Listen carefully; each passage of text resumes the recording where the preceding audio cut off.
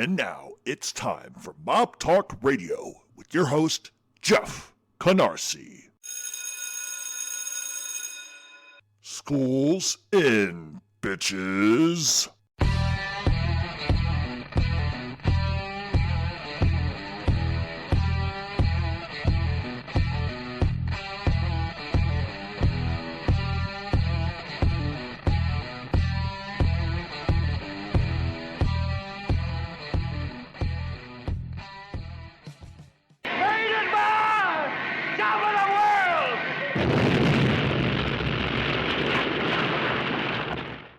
And welcome to Mob Talk Radio. I am your host, Jeff Canarsie, and this is sort of like a part two of the show that we did the other day, but we weren't able to get to the biography, obviously, of course, because the Q&A was just too big. So we're going to do a little bit of a Q&A today.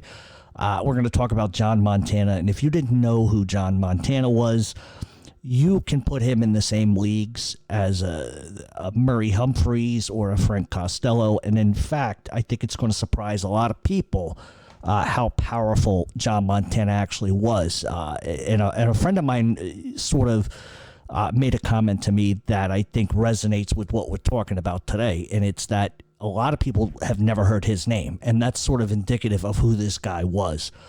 He was definitely in the shadows for a long time. Obviously, you're going to find out that the Appalachian meeting, which happened, it pretty much ruined his career in the mafia and in the politics. He was one of the first people who was deeply rooted in the mob, being a consigliere at the time, who was also running city council and stuff like that. So I don't think you would be hard-pressed to find anybody, historically speaking, that had a government position, albeit in a city or a state, and at the same time was like number 2 or number 3 in command of a crime family. So that's what we're going to talk about today. But before we get to that, we are going to get to some news and notes. Just two brief things to really talk about. This just recently came out. This happened back in June, but it's just now being reported that a Sicilian Mafia boss by the name of Giuseppe Finara, who is 60 years old, who is serving a life sentence at Rebibbia prison in Rome, basically went fucking apeshit crazy and attacked 7 guards at the prison when they came to inspect his cell. And as a result, he wasn't going to back down an inch, and he ended up biting off the pinky finger of one of the guards and fucking swallowed it. So this is not like your typical, Vito Genovese pacing back and forth in a cell threatening to fucking kill everybody. This fucking guy grabbed a guy's hand and bit his fucking pinky off. And one thing to bite a pinky off, right? But not only does he bite it off, but he chews it and fucking swallows it. Finara, in case you don't know who that is he comes from one of Sicily's notorious mafia clans, and he was actually 9 years into his sentence under Italy's 41 BIS penal code, which more or less is reserved for mob bosses, for mob members that they do not want to allow to have any sort of physical meetings, no verbal meetings with anybody. It's basically what we would do here is 23/7 lockdown, max, super max. And so according to the reports, there was an altercation. He grabbed this guy's hand and he bit his pinky finger off of his right hand, and he actually swallowed it. Then, following that, he charged the other 6 guards with a broomstick, allegedly shouting, "I'll slit your throats like pigs." So this is a guy that isn't going to back down, isn't going to take a bunch of shit. And after this happened, he ends up getting transferred to Sassari prison. And if you don't know where Sassari is, it's in Sardinia, and it is like a fucking super max. It's like being in Colorado. ADX, I think ADX is the one. And you guys that listen to the show will tell me if I'm wrong about that, but it's like ADX. And I imagine that he went from 23/7 to probably almost 24/7 at this point. He has been charged with aggravated assault and resisting arrest. And one of the things that Italy has done, especially during the pandemic, and it's happened here too, is that they released a lot of older mob bosses just because of COVID and stuff like that. And it really created a problem with the citizens in Italy because they don't want these guys out of prison. It especially infuriates the government of Italy. They want these guys locked up. And what it's done is it's forced a huge fight between the justice ministry and, Roman citizens, Sicilian citizens. They don't like it. And so that's basically what happened there. And so moving on to the second part of the news, and I want to preface this by a question that I was asked about, would the mafia ever hit a pope? I could sit here right now and go in for the next 45 minutes on whether I think that would happen or not, but there is something kind of going on there that is infuriating mob people. By Pope Francis is doing something that's really aggravating a lot of people, and we're kind of going to get into that. But early into his papacy, Pope Francis really responded in a way that no pope ever has when it comes to the mafia. There was a double murder in Calabria, and Pope Francis ends up going to Calabria, and he just pretty much just basically says that Ndrangheta, Cosa Nostra, we're going to ruin them. We don't want them around. We're going to do everything in our capability to rid Italy of organized crime. Now, he's never going to be able to do that, first of all. But he addressed an audience of 200,000 people in June of 2014, and he said that Ndrangheta represents the adoration of evil and contempt for the common good, and they are excommunicated. This is the first time in history, at least to my knowledge, that a pope has spoken out against the mafia in such a kind of way, and two, excommunicating them publicly. That has not been something that typically any pope has had the balls to do. Pope Francis obviously has done this, but it gets a little bit deeper than that. And I don't want to go down a whole fucking rabbit trail of the Vatican being corrupt, because they are. And I'm saying that as a Roman Catholic, they've always been corrupt. They always will be corrupt. The mob has consistently hidden money with the Vatican. So on one hand, you have them, being they're really, it's a hypocritical sort of statement to make. They want to excommunicate gangsters and this, that, and the third, but then people like anyway, let me just not get on this rabbit trail. But anyway, so the Pope, after he gave this speech in June of 2014, he heads back to Rome, and then he sanctions a religious procession through the streets of Calabria in the town of in Mamertina. And what they don't want, and this is going to be sort of a broad topic, but one of the things that, and I think for people that don't understand Catholicism and go back to The Godfather, the scene, I think it's Godfather 2, when they're having the procession down the street in Brooklyn and the Virgin Mary. See, these are things that they venerate Mary. It obviously in the Catholic religion, that's what we do. And one of the things is that they would do this in Rome. And the problem is that the Pope got infuriated because they stopped this procession right outside the home of Joe Magaddino, who was a local Ndrangheta boss there. He also had a huge statue of the Virgin Mary outside of his house. And as people would pass by, they would bow, blah, blah, blah, blah, blah. Well, the Pope doesn't like that. And the reason why they don't like that is they think that these are people that, and these are not my words, but the Pope feels like they're murderers, they're thieves. The fact that they have religious excuse me, the fact that they have religious statues outside their house, the fact that this procession stopped so that he could come out and bow, really sort of goes against what the Pope believes to be the responsible thing to do. And the one thing that the Vatican officials have had a problem with is they don't want any association with the Virgin Mary being associated with gangsters. And so one of the things that the Pope has done is pretty much come out and said that we are not going to allow any gangster to sort of, I'm trying to say this in a way that they don't mind the veneration of Mary. What they don't like is that the gangsters are participating in this, and that the status of Mary, as far as being the mother of God, is being used in sort of a way, at least according to the Pope and the papacy, by gangsters as some sort of I'm trying to think of the right terms here, but it's being used by gangsters as sort of I don't want to say excuse, because that's not the right fucking terminology that I'm looking for here. But it's like the papacy has basically said that when a mob member commits a murder, it's seen as a burden that he takes on to defend his family. And so in the mobster's mind, according to the papacy, the Mary is defined by her status in the Holy Family. Well, God, I hate this fucking topic, but the church feels like by these gangsters venerating Mary that somehow they're showing the public that Mary will be their advocate before God, explaining that they murdered for a good reason, for a good purpose, and that, everything is lying, much like they do with the patron saint of drug dealing in other countries and et cetera, et cetera. But what the Pope does not want is he does not want them using Mary anymore sort of as a window dressing to crime. The problem with that is, and I'm not under any circumstances arguing what's morally right and wrong, is that I find it a little bit hypocritical that the Vatican and the popes have consistently taken money from the mafia.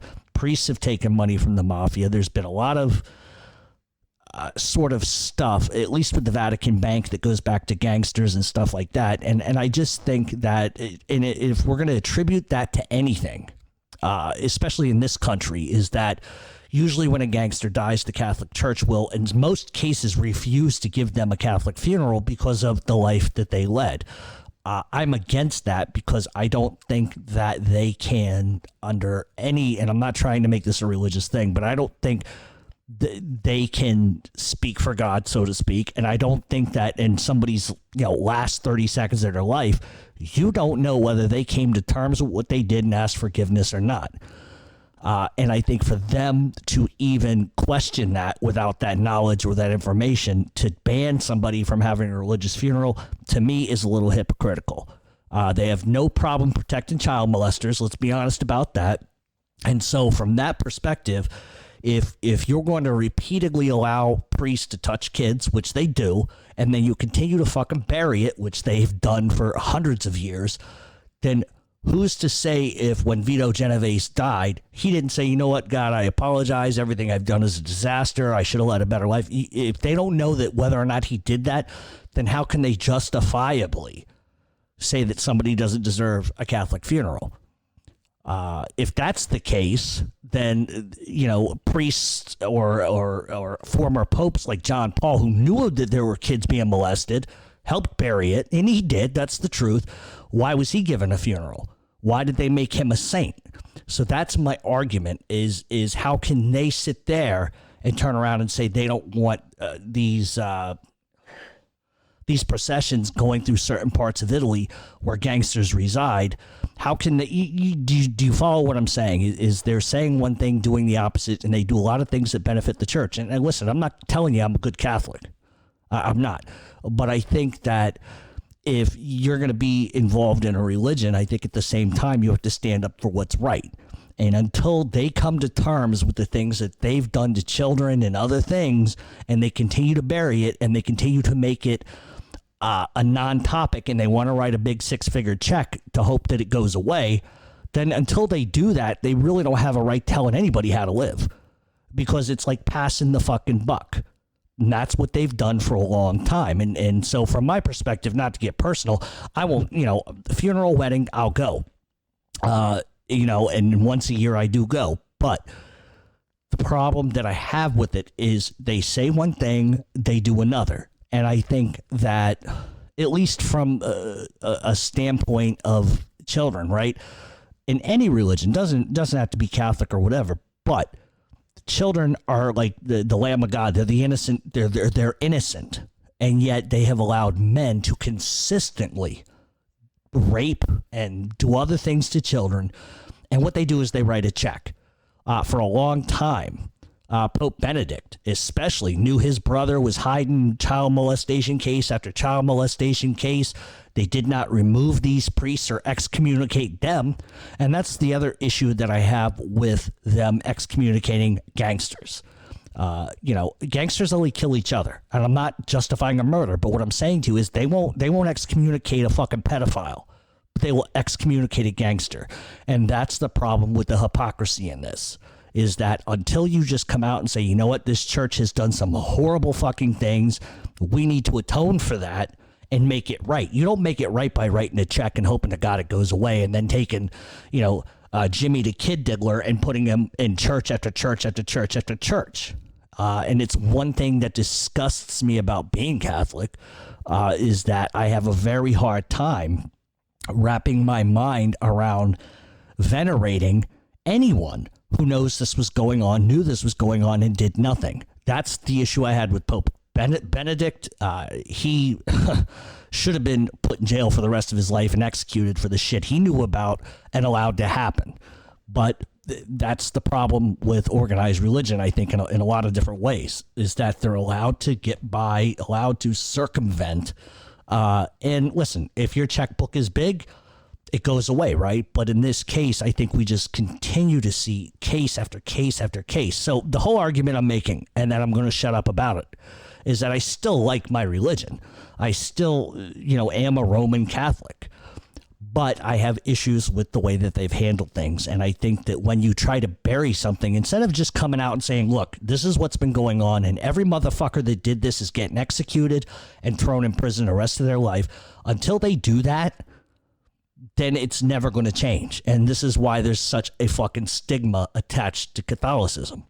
And I'm sure by saying all of this that I'm going to get some pinheaded Catholic who's going to come after me and say, oh, how dare you? Well, listen, I can face the reality. I don't know why you can't. I don't know how anybody sits in church on a fucking Sunday, goes to communion, full well knowing that they have just buried this, full well knowing that they just take a kid diddler and put him in one church to another church, and they never stop.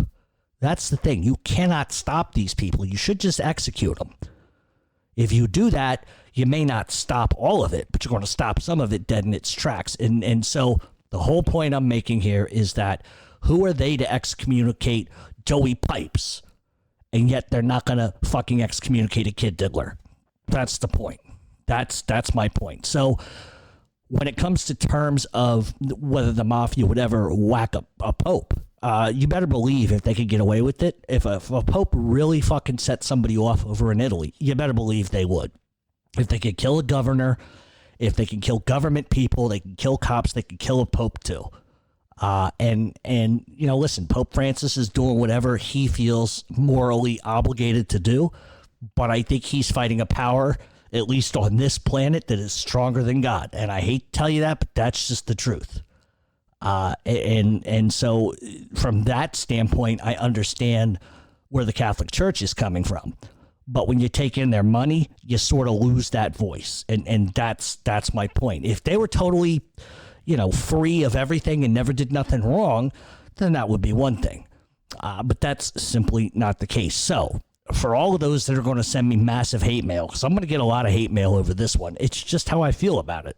I don't think that under any circumstances you can forgive anybody that touches a kid. You just can't.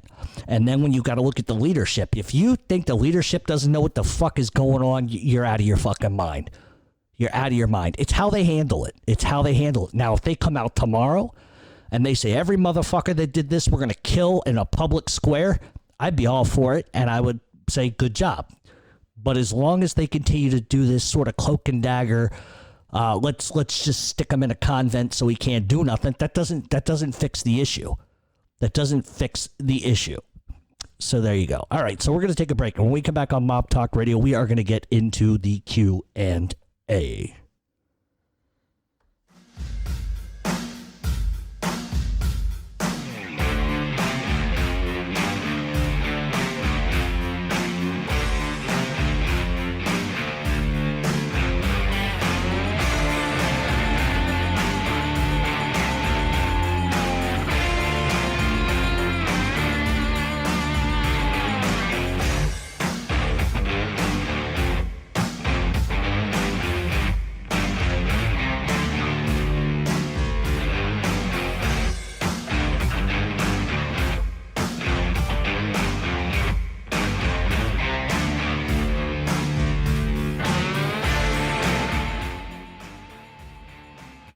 I know at times we like to have a lot of fun on this show, but it's time to get serious about one thing. I know that the coronavirus pandemic has hurt a lot of my listeners and their businesses.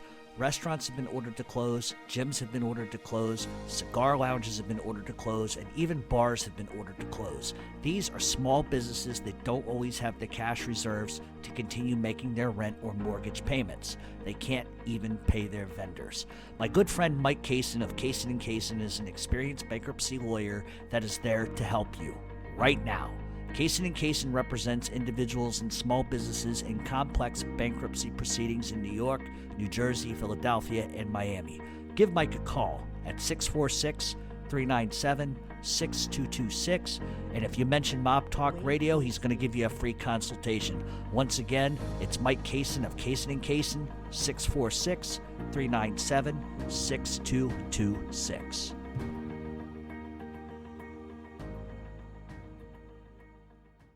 On a given week, I'm out of town a lot. Whether it's Philadelphia, it's New Jersey, Connecticut, Rhode Island, wherever the case may be, I'm always looking for a place where I can sit down and have a great dinner. Ambiance is key, price is obviously key, but the most important thing is the food good? And there's a place I want to tell you about today. It's called Saltwater at Margate. If you are going down to the shore, because I know a lot of people in Philadelphia go to the shore, especially Margate, you're missing out on a great restaurant if you haven't been there. The name is Saltwater Margate. It's at 9401 Ventnor Avenue, Margate City, New Jersey. The phone number there is 609-289-8078. You can also visit them online at saltwatermargate.com. This place is unbelievable. Not only is the food absolutely superb, the price is great too. They're renowned for their pizza and their gnocchi. They have all kinds of different things from mussels to roast pork and Italian fare. So do yourself a favor, do me a favor, go and visit Saltwater Margate. You will not be disappointed. It is a place that I think at some point, if not already, there's going to be lines out the door and around the block. So if you're down on the shore, stop in, go to Saltwater Margate. At least check them out online at saltwatermargate.com. And welcome back to Mob Talk Radio. We are going to get into the Q&A, and per the usual, I get tired of saying it, but I can't get to every question. In fact, one of the things I need to say is we're going to start scaling back on the Q&A. I'll still take the questions. We're still going to do probably an hour's worth of Q&A per show. But I think the days of a 2-hour Q&A, we'll still do, but I think what we'll end up doing is probably only doing one of those a month as far as that goes. So if I don't get to your question, chances are I've repeatedly answered the same question, or it's just a question that's just too in-depth for me to get to. And also because people still keep asking. On Monday, Tuesday, or Wednesday of each week over on Facebook, if you type in Mob Talk Radio, you will see a post where I'll say Q&A and go. That's where you need to submit your questions. I'm no longer accepting them via instant messenger. So that is what it is. All right, so we're going to get started with the Q&A. I think we have 20 questions I'm going to cover, and the reason why they're so short is because the biography we're doing today on John Montana is absolutely humongous. So all that being said, about 3 weeks ago, Dominic Montiglio did a podcast interview with The Real Mob. In the interview, Montiglio said that Roy DeMeo killed his own kid, who was around 18 years old, and he wasn't referring to Chris Rosenberg. Have you heard that story? I know Montiglio was a rat, but what was he referring to in saying DeMeo killed his kid? I haven't listened to the podcast at all. But I know that Roy DeMeo didn't kill his own kid, so it just may have been more of a misunderstanding of what he said, because that would be news to me, because I've never heard nothing like that. So there's so much mob genre stuff out there now that I really, to be honest with you, I don't listen to any of it. I really don't. There's no reason for me to. Everybody does something a little different, but I think, one thing that nobody is really doing is covering the mob from a historical aspect. I think a lot of people are really caught up with what the rats want to say, and they're very caught up with probably the safe way of saying it is information that isn't accurate. And like I always say, if you want to do this, by all means, do it. But know what you're talking about. If you don't know what you're talking about, you're going to get called out real quick on it. There are girls that are now getting involved sort of in the mob genre, which is fine with me. More the merrier. I just, like I always say, and I always will say, if you're going to do it, but be prepared for backlash, because that's just sort of what the genre brings. A lawyer friend of mine once said to me, this has got to be the most nuttiest fucking genre you could ever cover. And he's right. And what he meant by that was, have you ever seen so many sick fucking individuals making comments? Because listen, I've done hockey, I've done other things, but this is the genre where people just fucking, the amount of people that are tough guys and make threats and say the stupidest shit. This is the only genre I've ever seen that happen in. And I guess it's just the way people are fucking designed to a large extent. And the other thing too, and I see this a lot, and I don't want to get on a rabbit trail with it because I want to get to the Q&A. But I think a lot of these group pages, anybody can run a group page on Facebook. I am a member of a lot of groups. I don't participate in the groups. I just kind of see what's going on. And the amount of information in these groups that is inaccurate and wrong and not even correct, I guess it's just the fucking, what do you call it? The age of bad information. Because I have not been to a single one of these group pages where they get something right. And God forbid you debate them and tell them, no, you got this wrong. See, it was in 1957. You can't tell them that. And so I'm not really active in a lot of the group pages just because I think the people that run these groups, it's great to run a group. And have conversations. But the validity of the information contained in these groups is always wrong. I mean, always wrong. Once in a while somebody will get something right, but a lot of it is just bullshit. A lot of it is horrible information. And not a single one of these people understand the streets. Not a single one of these people, it almost seems to me, and I don't want to stereotype anybody that runs a group, but I think a lot of them have watched Goodfellas one too many times. And they think that that's historically accurate. And it's not. And that's just one of the things that I try to do here. All right. So, Jeff, hope all is well. Could I have your opinion on changing the Colombo crime family name to the Persco crime family? Or do you think the name should all go back to the original names, like back in the 1950s? Also, can you do a Magaddino show for all of us down here? So obviously, if you don't know who the Magaddinos are, it's down in Australia. I do have a Magaddino show coming. It's already been done, but there's some more information that I did find, and I sort of want to revamp that and sort of re-record that because there's some stuff that I think I left out that people should know. Magaddinos are some tough fucking people, have no doubt about that. But as far as changing the Colombos to the Persco crime family, if that was ever going to happen, it would have happened back in the 80s, more than likely, or even the 70s prior to Persco going to prison for the rest of his life. Should Colombo's name still be there? Probably not. But it is what it is. I mean, Joey Messino wanted to change the Bonanno crime family to the Messino crime family, and that didn't happen. So, one can make an argument to and for and against, whether or not names should change. I think anybody that wants to have their name, be at the head of the family and change it probably has a fucking ego. I'd imagine. I think they should just stay the way they are. I don't think it really matters at the end of the day. I think somebody that wants to take Bonanno and make it the mozzarella cheese crime family, you got to have an ego to want to do that. And imagine the heat that's going to bring too. You want to change it to your name, blah, blah, blah. It is what it is. All right. Jeff, I asked last week about bringing the original theme music. I was actually talking about the Italian theme that you used originally. Would you ever bring that back? And what was the name of the song? The name of the song, to be honest with you, I can't even remember. It was a friend of mine that did it for me. He plays the mandolin, so obviously that's where I got it from. The reason why I moved away from that to begin with had a lot to do with just, every once in a while you like to change and revamp what you're doing. And I thought it was a little too stereotypical. It's like that fucking awful goddamn song, that Frank Coffee with Coolada. that song gives me the fucking shits. It's like shit and razor blades every time I hear it.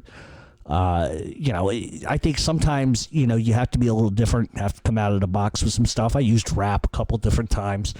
And I think it's just the music intro, I really honestly don't put a lot of stock into, just because it sets the tone, right? So a lot of people think that the rap song set the tone. A lot of people think the mandolin set the tone. To me, it is what it is. It's 30 or 45 seconds of just me getting into the show and et cetera, et cetera. So will I bring it back? I don't know. It's not something I really thought about, but I might. But I just thought it was too stereotypical.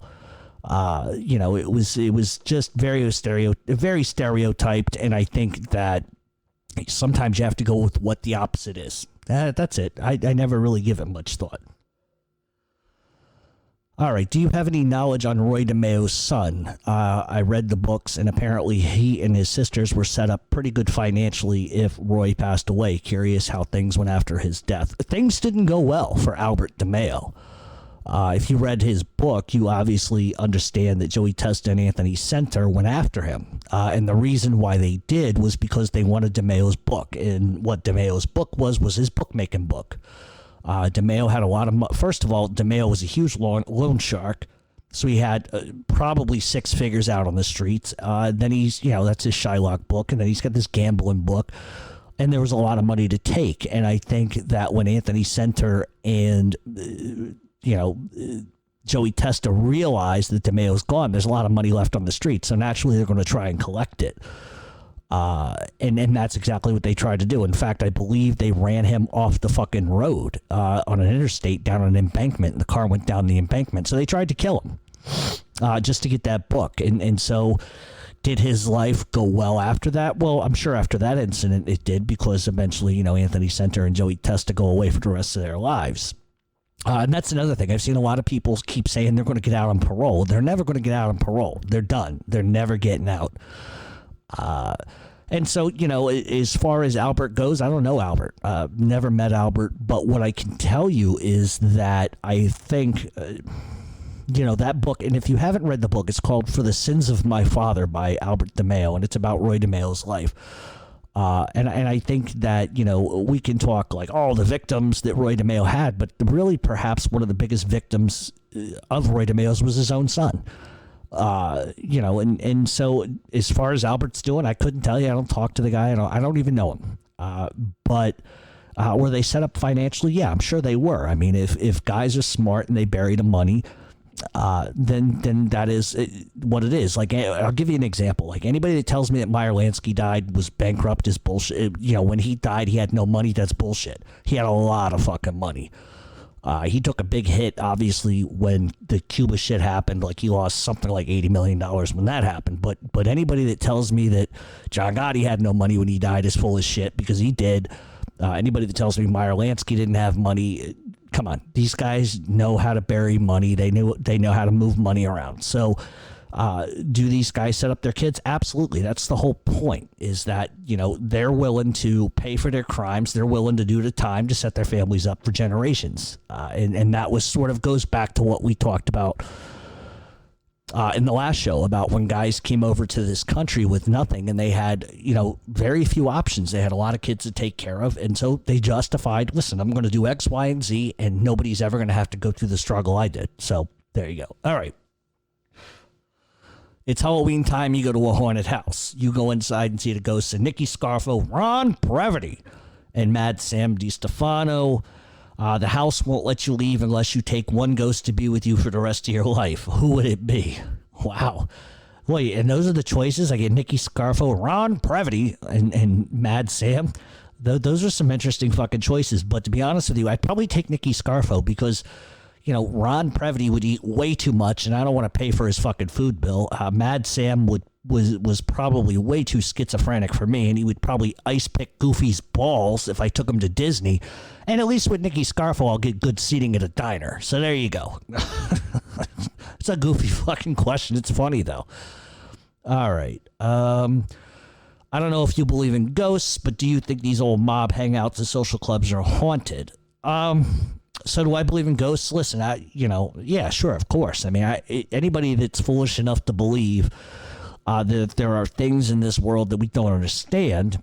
Have I ever seen a ghost? No, not to my knowledge. If I heard weird shit, sure, of course. Have I seen weird shit? Sure, but if I was going to put money on any place being haunted, it would be the Gemini Lounge. I mean, could you imagine the interesting things that poor fucking, because it's a church now. The Gemini Lounge is now like a church. I can only imagine the interesting fucking noises and shit that comes out of that place in the middle of the night. You wouldn't catch me walking in there in the middle of the night. Fuck that shit, especially going down to the stairs to the basement. Nope, no thank you. So I can't imagine that the people that have rented that area or that club, especially being attached to the horror hotel, I can't imagine that that's a very pleasant experience. And in fact, I don't even think, even if somebody said to me, hey, we're going to let you in, you can go in at 9 o'clock at night. Nope, no thanks. I'll just look from the outside.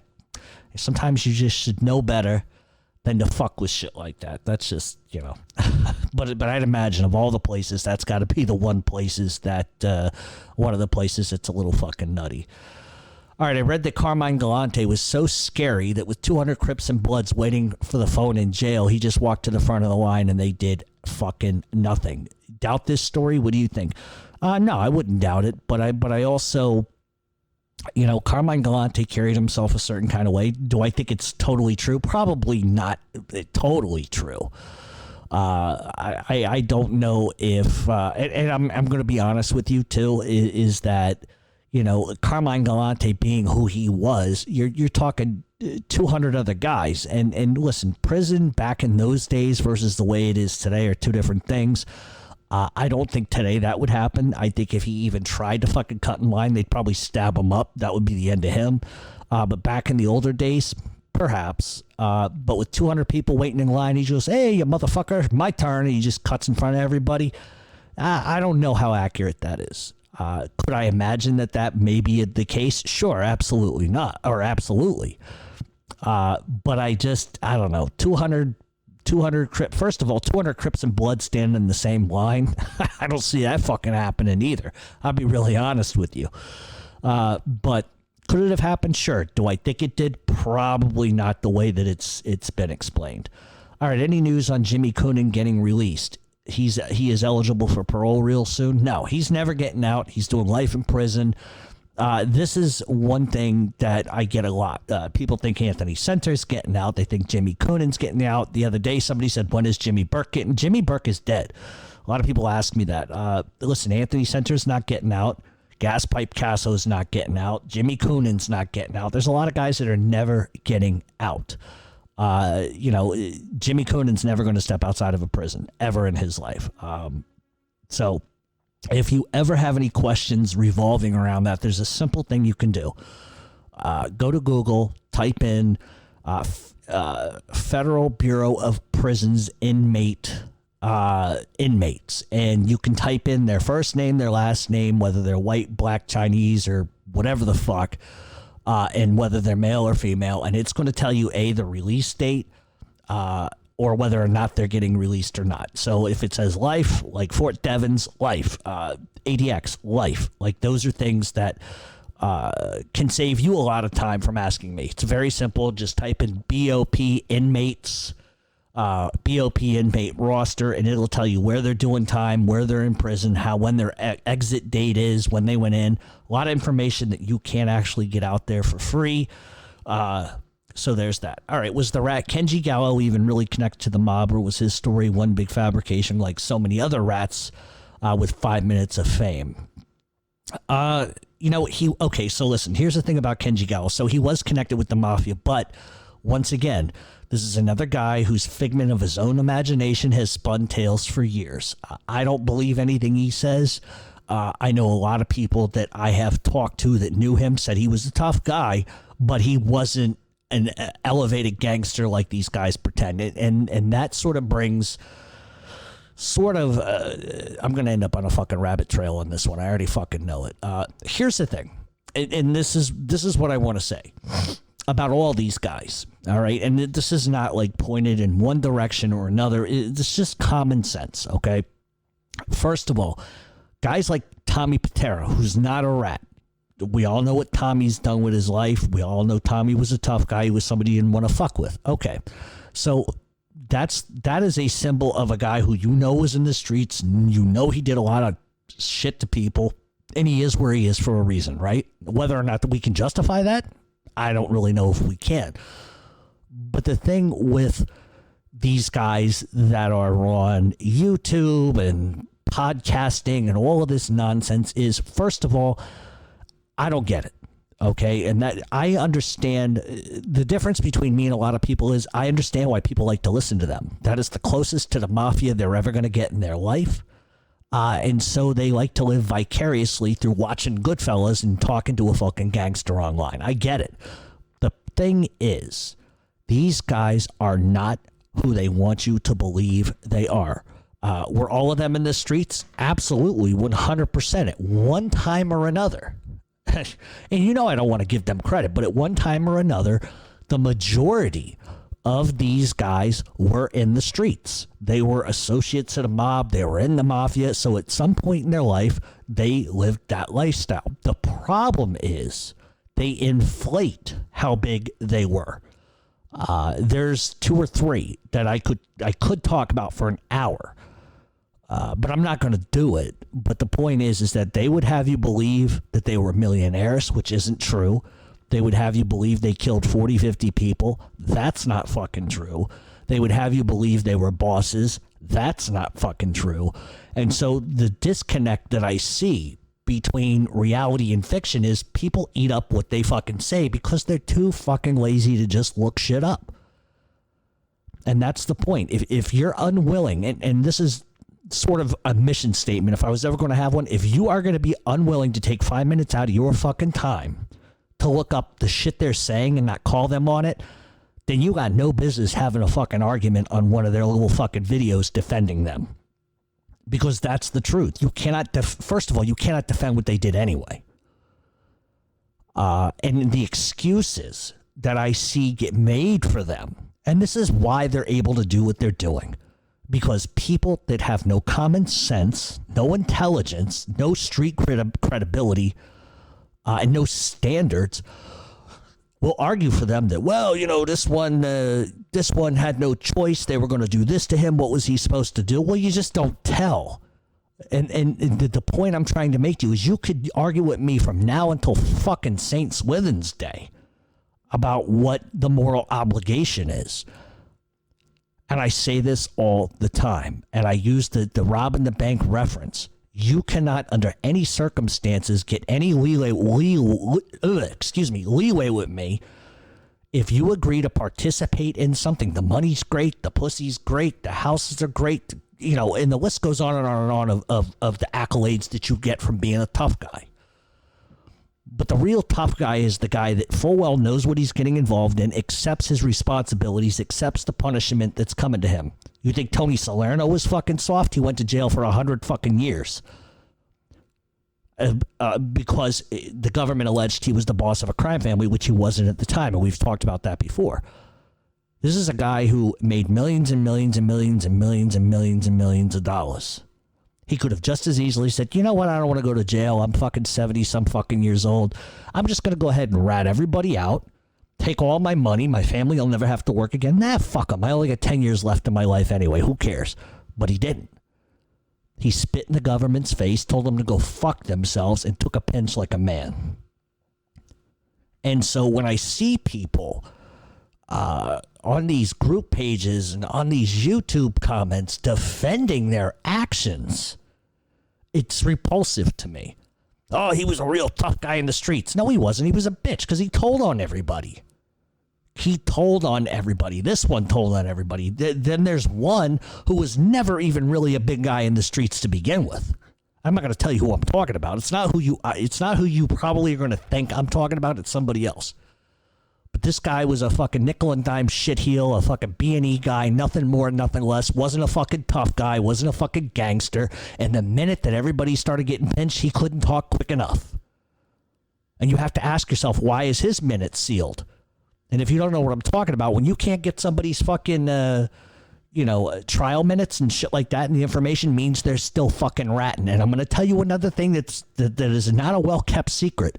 Every single one of these motherfuckers that you see on YouTube that are talking about being stand-up guys, and they know all this shit about the history of Cosa Nostra, and they were in the streets, they're all still active informants. And if I have to prove it to you, I will put their paperwork out. They are all active informants still. Specifically, and I'll get real specific, not with a name, but specifically, I have the paperwork on one guy who has continued, even up till 2 months ago, to give information on guys on Philadelphia, who he doesn't even know and never knew and can only hope to fucking know. He's willing to testify in New Jersey, Philadelphia, and New York. Still. So you're not just talking to a mob rat former informant. You're talking to someone who is a current fucking informant. Someone who got pinched not 6 months ago for some shit. Everybody around him gets pinched because he gives up information. He doesn't go to jail, but everybody else does. It was basically Medicaid fraud, food stamp fraud, whatever the fuck you want to call it. He thinks I don't know that. He thinks I don't got that paperwork. But that's the point I'm trying to get across to everybody, is that if you want to defend them, if you want to worship them, by all means, go right the fuck ahead. Like, there's nothing, that's what you want to do, go ahead and do it. But realize who you're talking to. I can't tell you how many people say, oh, this guy's a real deal, I'm scared of him. Why would you be scared of a fucking guy who goes and tattles on people? That's not a fucking man. Or a guy that sits there and threatens to beat up people online and, oh, I'm going to call the cops on you. Because that's the first thing they do. And I've told you this 100,000 times on this show. He's a real gangster. Be a fucking gangster. Put your fucking pistol where your mouth is. Do the world a favor. Blow your own fucking head off, you prick. They don't go in their old neighborhoods. They stay the fuck far away from their neighborhoods because they're fucking pariahs. They're fucking lepers in their neighborhoods.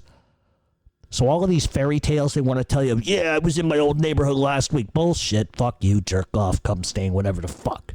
Because you don't. And I know you don't. So my point is, and then I'm going to shut the fuck up, is you have to stop believing what they say. Because if you were smart enough to take the time to truly listen, you will notice the story changes every 3 days. Every 4 shows, the story changes.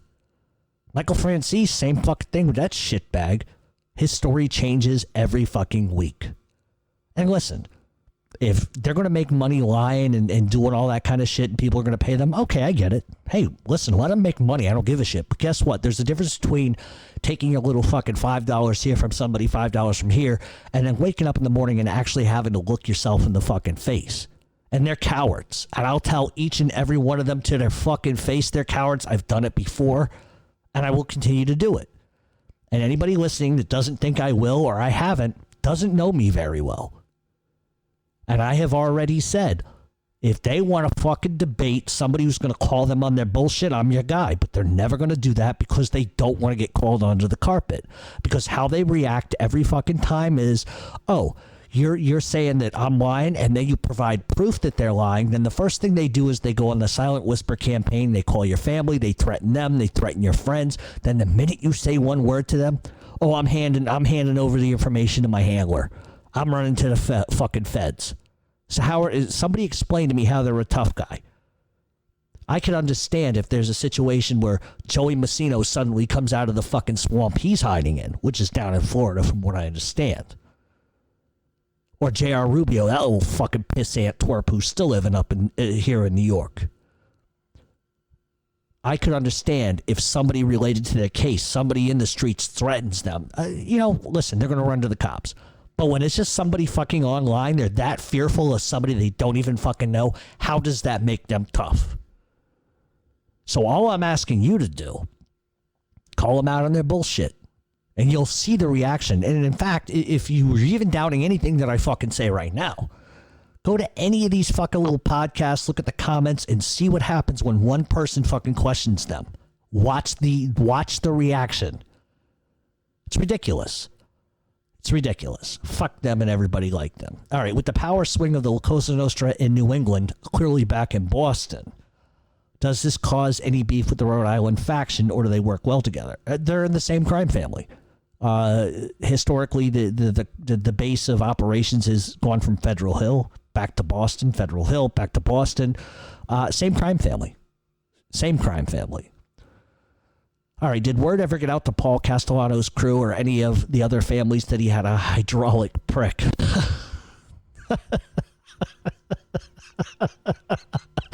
I've never heard it phrased like that. Hydraulic prick. Yeah, Paul Castellano had what did he have? A cock pump or a dick implant? I don't even know how that works. And I definitely am not going to fucking Google that, because that's going to bring up some like transvestite or something that I don't want to see. Hydraulic prick. Hey, hi, Gloria. My prick needs oiling. Put the needle in my hydraulic prick.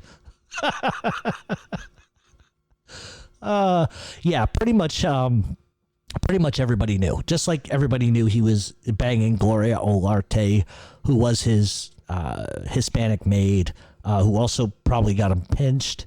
But yeah, I think pretty much, I mean, that would have been a hot gossip topic. But yeah, I think pretty much everybody knew. All right. On a light note, was there ever a mob boss that didn't smoke? I'm just asking. I know some that did. I know somebody now who is allegedly a boss who doesn't smoke. I'm not going to mention who that person is, but yeah, some guys do, some guys don't. I think it just depends on who they are. All right, I was thinking why the 5 families are not interested in expanding their territory into Connecticut or Rhode Island.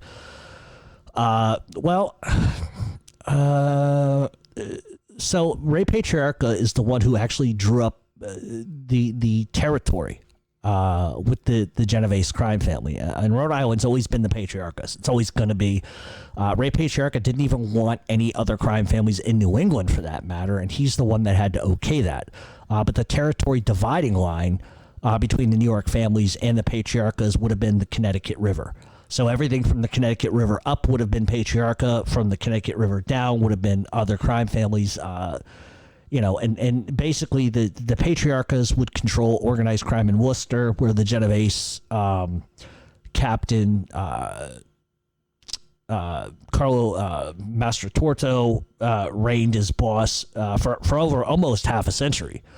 Boston, as well as the state of Maine, were Patriarchas, but the Genoveses would control Springfield, Hartford, and Albany. And that was by Patriarcha's choice and decision. If he didn't want that done, it never would have happened. That's how much power that he had at the time. A lot of people don't bring him up in terms of being powerful, but I think people would be very surprised at how powerful Ray Patriarcha was. All right, do you think now with the current leadership that'll remain unnamed? Do the Patriarcha crime family finally have a chance to rebuild since Ray Patriarcha Sr.'s death? So a lot of people, are going to say what they want to say. They always have. I got a lot of family in Providence. That's pretty much my hometown as far as I'm concerned. But since, Ray Patriarcha Sr. died, the problem is that in the days of Ray Patriarcha Sr., he controlled the politics. He controlled government, bribes. Even when Ray Sr. was boss, and even through Ray Jr., if you wanted to be a cop in Providence, you had to pay. You wanted to be a plumber, you had to pay. You wanted to do civic duty, you had to pay. You wanted to be a garbage man, you had to pay. Ray Patriarcha had more control over politics and state government than I think a lot of people knew. Rhode Island, whether you realize it or not, is the most corrupt state in the existence. I'm just being honest with you. And I think it's a twofold problem. Because Providence is a small area, right? So in many ways, to keep eyes off of you, it's hard because you're in a small area. But then Boston's almost too big, and you have a ton of eyes on you. So it's difficult to say which one is a better, base of operations. I've always thought Federal Hill was. That's the way it really should be. But that's just my opinion. And Providence has a crew in Boston, and they have crews in Boston. They have crews in Providence. I think the loss in control of the city and state politicians sort of means that they lost the foothold that they once had. I mean, in my opinion, you could just take my word for it. There is a guy in Providence who, in my opinion, is a lot like Ray Patriarca. And whether that constitutes him being at some point the man in charge, the man who should take over, it remains to be seen. It's just my opinion. But if I had a vote in saying that this guy who I'm talking about should be boss, bingo, I'd hit the button. He should be in charge right now. But that's just my opinion. He's a smart guy. He's a capable guy. He's been around for a while. And I've always kind of, in my own circle of things, this is a guy that was talked a lot about in my family circle, who was very capable. And I'd love to see him in charge. Whether or not that happens, I don't really know. But I'm definitely not going to mention who he is. All right. So this question is going to be very interesting. So of all the rats, who do you think was the most honest and truthful one? Joe Valachi is my guess. So I don't like any of them. I'll be really honest with you. I don't have much respect for any of them. But if I had to answer this question with a gun held to my head, I would probably tell you that Dominic Montiglio or Frank Gangi are probably two of the most honest ones I've ever sort of come across. And there's a reason I say that, but let's keep it into the frame here. They all lie. They all lie to some extent. What I tend to gauge is how these guys speak 20 years after the fact, 25 years after the fact. And I can tell you, from personal knowledge that Dominic Montiglio and Frank Gangi are very haunted by the shit that they did. Frank Gangi specifically didn't get a deal. He did his fucking time. This is not a guy who, and I'm not arguing that what he did was good. I'm not. I think it's despicable. But this is a guy that said what he knew. The government didn't give him a fucking deal. I think he did like 12 and a half or something. So this isn't a guy that got the 2-year deal. This is a guy that did a lot of fucking time. Dominic Montiglio, on the other hand, got a deal. Didn't do a lot of time.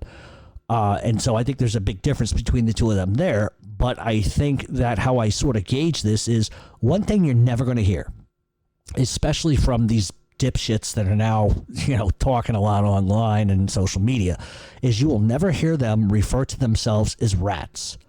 Frank Gangi does. I'm not saying I like Frank. I'm not saying Frank's a friend of mine. He's not. I just think that if I had to pick somebody who I think had more to gain by just unbearing his soul and getting the bullshit over with, was Frank. But there's going to be, and I know what Tommy would tell me. Tommy would tell me the guy's full of shit. He lied about everything, and I get it. And I, to be honest with you, I'm not a fucking interpreter. I'm not a fucking psychic. I don't know if what Frank says is legitimately the whole entire thing or not. But I tend to gauge what people say years after the fact. The story doesn't seem to change with Frank. The story changes with Dominic a little bit. The story changes with all these other rats.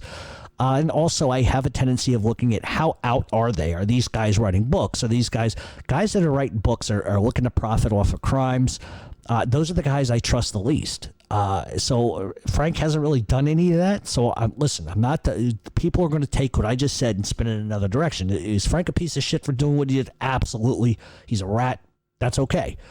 But I think of all of the people that have ever come around and sort of said what they needed to say, he's the one guy I think that legitimately is going to be closer to the truth than anybody else. You have one particular guy who can't stop fucking lying. He's still dead. Michael Francis, I'm not talking about. This is somebody else. This other guy just can't stop lying. It just gets more and more hilarious every fucking 6 months when something new comes out. If you listen long enough to fucking Ralph Natali, I was the pirate that sailed the 7 seas, you fucking toothless prick. That guy is the worst example. I didn't think it was possible to meet an informant that was completely fucking delusional like Uncle Junior. He's the fucking Uncle Junior of organized crime. Sailed the 7 seas, the fucking prick. All right, there's a video out there of Al Capone's voice on YouTube. I don't know if you've seen it, but you think it's bullshit. I can tell you for 100% it's not true. In fact, if you go to the old Bugs Bunny cartoons, Muggsy and whatever, oh yeah, Rabbit, oh yeah, you see? Al Capone didn't talk like that. Al Capone actually had sort of a higher-pitched voice, not a Tommy Patera higher-pitched voice, but a higher-pitched voice. And the voice on that thing is like, yeah, you see, I went down and got the gun and I killed him. Yeah, you see. Al Capone didn't talk like that. Al Capone had a New York accent to begin with. Anybody that believes that to be the case, it's junk. People are just looking to fucking, make stupid videos and get followers off of that. But no, it's not his voice. To my knowledge, Al Capone's voice was never, ever, ever caught on any sort of fucking recording device. All right. Who would you like to interview out of the 70s and 80s Nicky Scarfo crew? I'm not. I don't even know. But here's something that I haven't said publicly. I actually ran into Tommy Del Giorno. If you know who Tommy Del is, mob rat in Philadelphia. I actually ran into him in the early 90s on a beach. It's also the same exact beach that I ran into Tommaso Buscetta. They were both living in the same town with about 2 miles from each other. Obviously I could tell you where that was. I think it's very publicly noted where I probably was, where I saw them. But believe it or not, I was doing landscaping, and Tommaso Buscetta had a fucking $800,000 house right on the water. And I was doing landscaping at the time. I think it was one summer.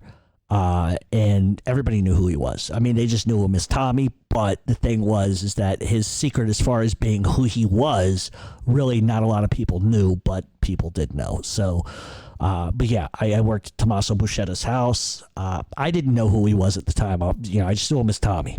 He lived in a place called Croatan, and Tommy Del Giorno had a place just a couple of blocks down the other direction. Same city, same town, same beach. So I never really had any conversations with Tommy Del Giorno, but I knew I knew who he was because he told people he was Tommy Del. I mean, the guy wasn't exactly hiding where he was.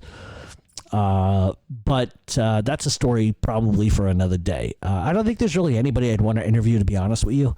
But I would like to trap Philly and Eddie in a room with, into a room and let Nicky Scarfo walk in with a knife and see what happens. That might have been an interesting thing. All right. If you could only pick one Italian food to eat for the rest of your life, what would it be? Probably baked ziti or veal parm. I can't get away from either one of those. It is. I hear that Angelo Lutz, who owns Kitchen Consigliere in Collingswood, New Jersey, has a veal parm dish. I think it's called veal Sinatra, that I heard is outrageously good, which I'm going to have to try next time I go down and see Angelo. And listen, if you're looking for Italian food, really good Italian food, it's peasant Italian food, but it's all good. It's very, very good. You cannot find, first of all, it's hard to find good food anyway for a reasonable price. But if you're going from New York or Rhode Island, Connecticut, down towards Philadelphia, stop in at Kitchen Consigliere. I believe the website is www.kitconcafe.com, kitconcafe.com. I know Angelo has some stuff set up outside so you can sit out and actually eat. I always try to support those who support me. Angelo's a good guy, always been a friend. His food is fantastic, and the price is good. I mean, you're not walking into a place and getting ripped off. I mean, great prices, great food. All of his staff is incredibly nice. Angelo's a really nice guy too. So if you're heading down the direction, do me a solid. Walk in, go see Angelo. Tell him Jeff from Mob Talk sent you. Just so that he knows where you're coming from. He's a very engaging guy. He'll talk to you about anything. So please, if you're going down in that area, definitely go see him. But in terms of the question, baked ziti or veal parm. Listen, if I had to sit in prison for the rest of my fucking life and I only had two choices, it's either that. Listen, I would want either baked ziti and veal parm and a side of buffalo mozzarella. That's what I would want. If I had to eat that the rest of my life, I'd be happy. Sadly, though, I have to say this. I have a friend down in South Philadelphia. This is going to start some shit, but I think it's funny. But I do have a friend down in South Philadelphia, and if he was posed this question, If he was in prison and he had to eat, or if he had to just eat, a dish the rest of his life, you know what his answer would be? And listen, for my friends down in South Philly, you could tell him I said this. He's going to hear anyway, but this will be good. And those that kind of know me will know who I'm talking about. But I have a friend down in South Philly, and if he had to answer the question, if you could pick one food to eat the rest of your life or an Italian food the rest of your life, he would tell you, I don't want Italian food. What I want is corned beef and cabbage because I'm Irish. There you go. So I'm going to start a fucking war with my friend down there who loves the Irish. Who loves the Irish. I've never met an Italian guy in my life that has an affinity for the Irish like this guy. From the Irish shirts he wears to just the Irish music. Just recently, this guy sent me a fucking thing off YouTube and said that it was the song that he got married to, and it was like some Irish shit by the Wolf Tones. So he's very, very pro-Irish, which amazes me because, if you knew this guy like I did, you'd know he's such a gentle soul. Loves the Irish. So I'm sure with this, I'm going to get some fucking nasty gram of you prick fuck. Why'd you say that? But it is what it is. We like to have fun with each other, bust balls a little bit. All right. Did Ray Patriarca have any pull over Massachusetts politics, or was his influence only felt in Providence? Oh, no. He had influence everywhere. It wasn't just, Rhode Island. It was all over New England. He had a lot more control than anybody could probably ever believe. And that was the difference between him and his son. I'll be really honest with you. And I've said it time and time again. When you lose the priority or the proximity of being able to control politics, you lose a lot of power. Chicago being the best example of that. All right. Do you think that there are any crews today like the DeMeo crew or the Westies that operates under the radar in America? Probably not to the extreme. But I will say this for you. I think that there's an entire crime family. And listen, I'm not, this is probably going to insult somebody that I know, and I don't mean it to be this way, but guys that are willing to grab a gun and do what they got to do, there's a whole fucking crime family that'll do that. There's actually more than one crime family that I know for a fact, for certain, will do that. If they've got no choice, they're going to kill you. But as far as there being crews that are dismembering 5 and 6 guys a month, now it's not. Listen, it may be happening. I wouldn't fucking know, right? But I doubt it. I just think times have changed a little bit. But as I always tell people, and I don't think they fucking believe me. Because I think people like to think I like to toot the horns of people I like and then fucking, basically circumcise the fucking people that I don't. But that's not the case. But I will tell you, and I have told people, there are certain places in this world you don't fuck around. You just don't fuck around. South Philly is one of them. I don't say that with... I think that the argument a lot of people make is that I'm a homer, right? He's South Philly, everything South Philly, he hates New York. That's really not the case.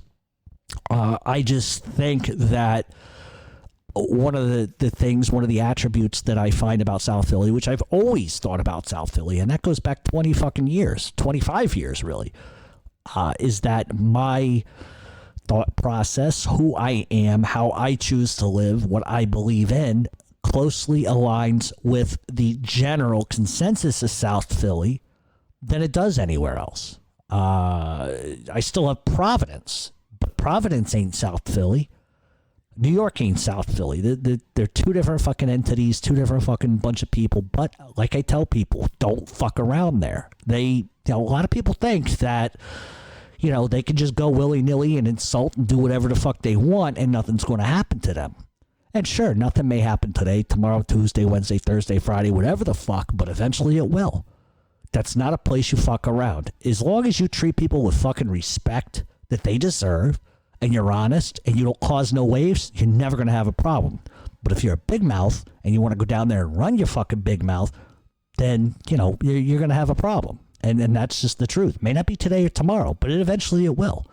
Eventually it will. So it's not a homer thing. It's like I get along with a certain type of person. My mother used to say this about me all the time, is that you fucking attract these people. And I think what she meant was, everywhere I could be in Oklahoma, and I will sit in a bar in the middle of fucking Pocatello, Idaho, actually, and I will sit next to the biggest drug dealer in town. I could go to a bar on vacation down in Florida, I'm going to end up sitting next to a fucking Gambino guy. That's just what's always happened my whole life. My mother swears I attract these fucking people. I think she's a little fucking nutty, but I think that when people are like-minded as far as what they believe in, they're like-minded criminality-wise or whatever the case may be, they just get along. And I think people recognize very quickly that I'm no threat to nobody.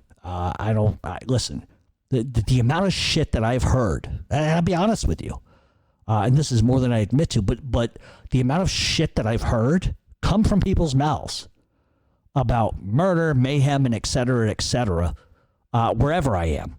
I never repeat that shit. It goes in one ear right out the fucking other.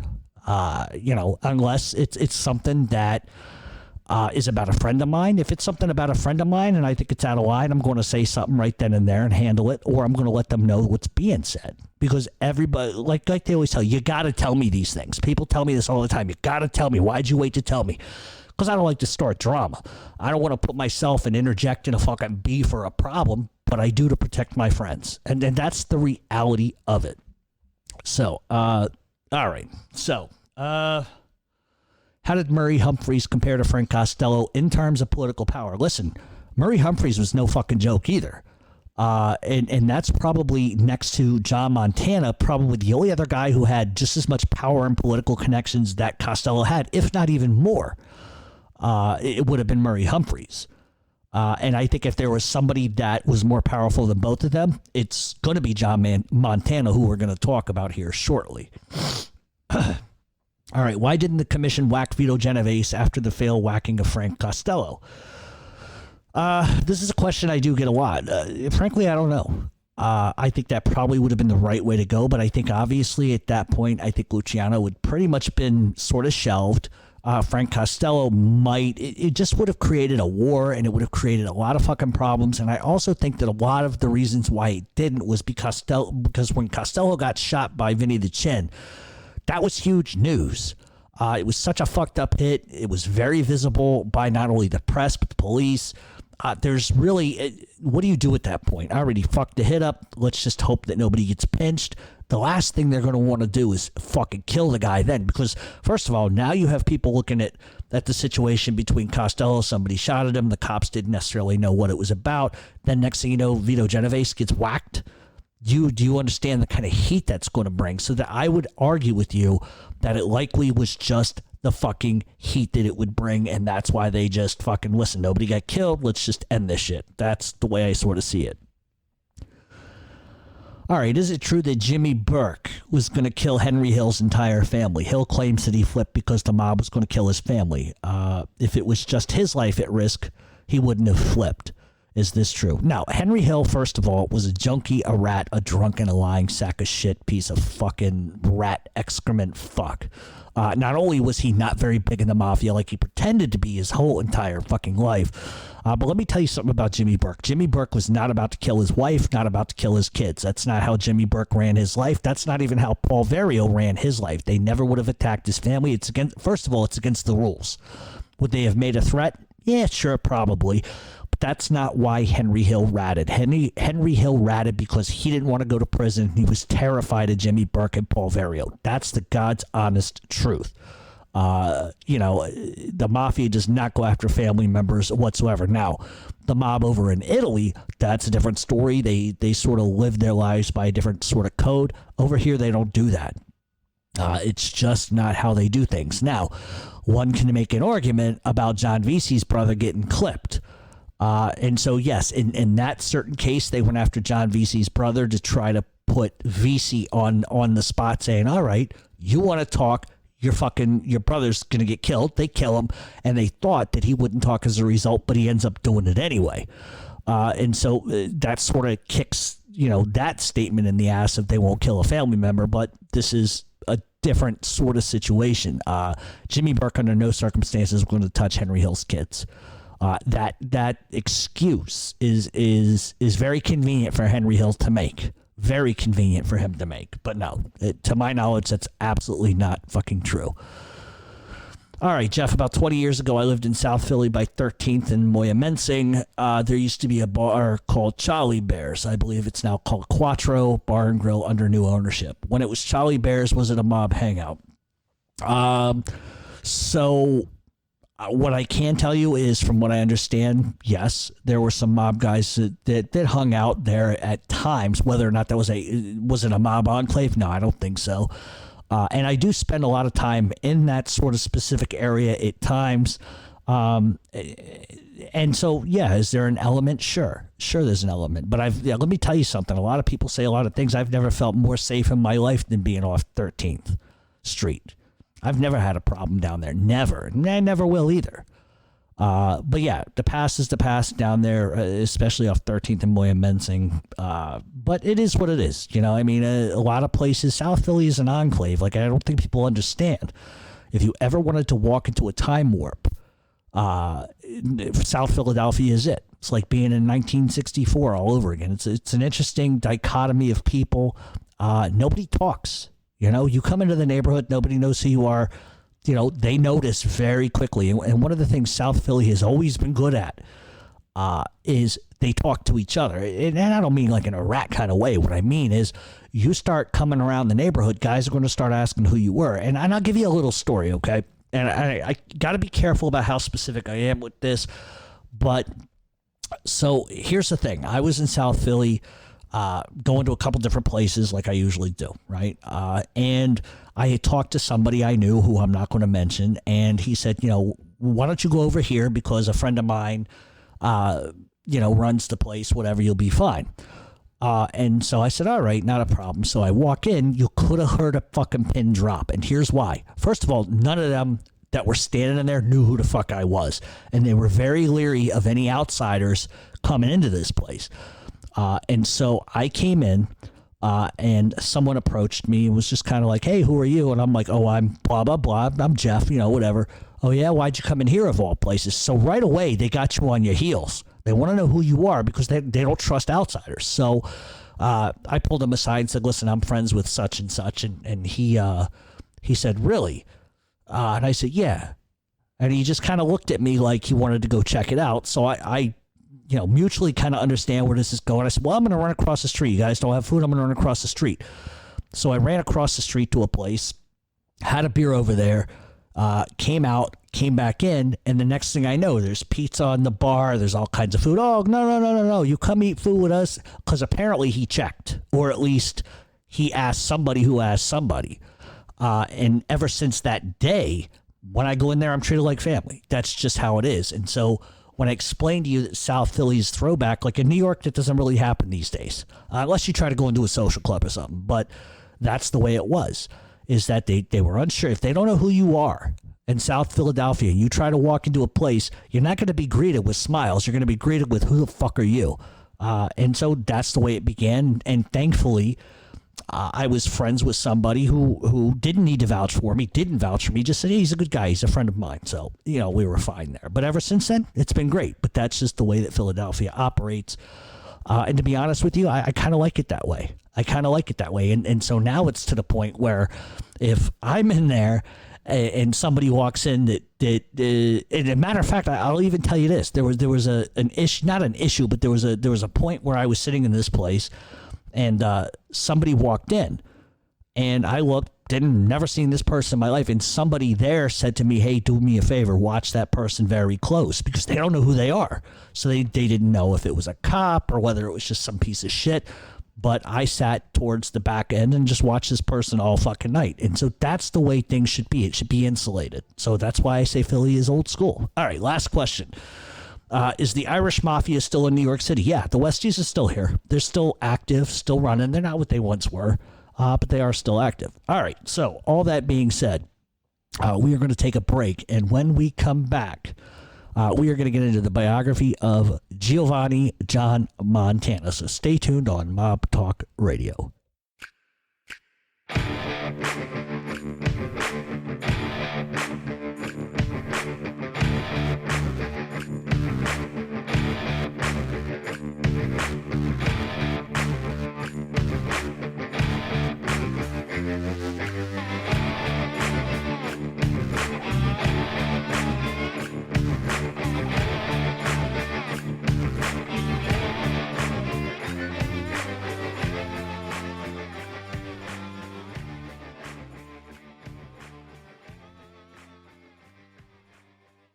And welcome back to Mob Talk Radio. We are going to get to the biography of John Montana here in 1 second. But the one thing I wanted to talk about really quick, because a couple of people have asked, and I haven't really said a whole lot about it, as far as what we're doing with Mob Talk Radio moving ahead.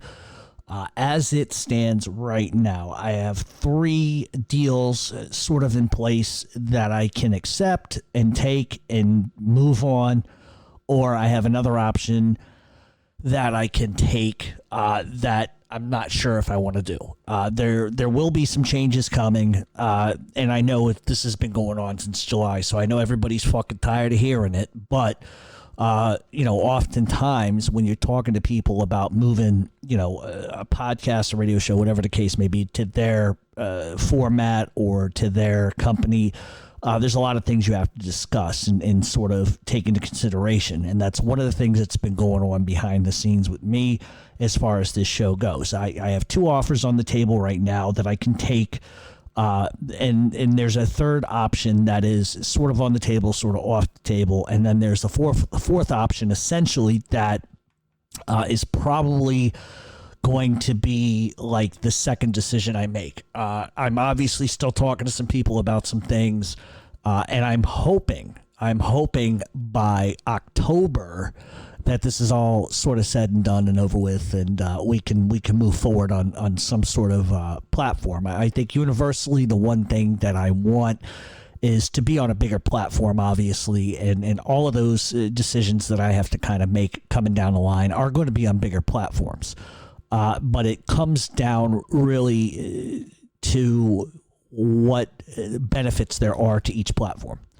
Obviously, I want to be on a platform where people can get it on their phone, on an application.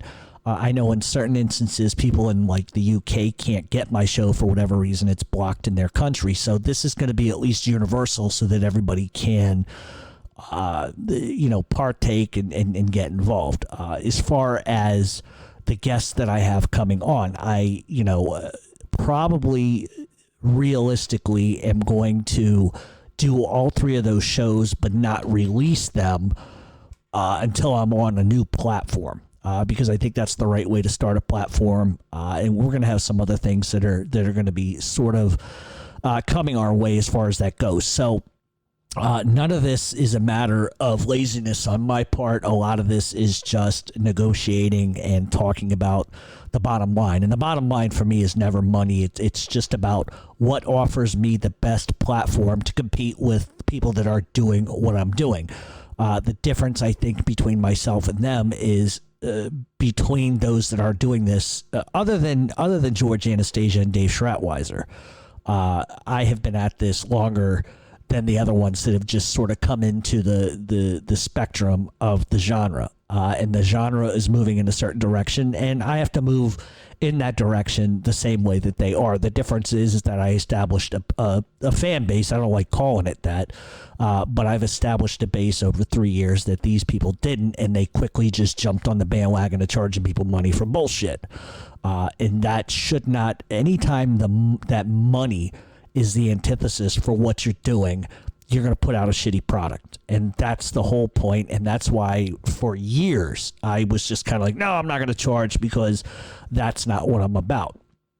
And so with every other jerk off now that is charging, they did not spend the time nurturing and cultivating a listener base. And that's a problem that they're going to have. And that's a bad business decision. But many of these other people that are doing this, the credibility that they have is that at one point and one time or another, they were X, Y, and Z. Does that make their show more valuable? No. Does it give them a bigger audience because they have a name? Sure, absolutely. But at the end of the day, the one thing that's most important to me is that I'm able to keep doing exactly what I'm doing, not change really a whole lot of what I do, and also keeping it in line of not selling you bullshit. I don't sell you bullshit. I never have. I never will. And that is the difference between me and everybody else that's doing this, is that everybody else, for the most part, maybe not everybody, but the majority of them are completely full of shit.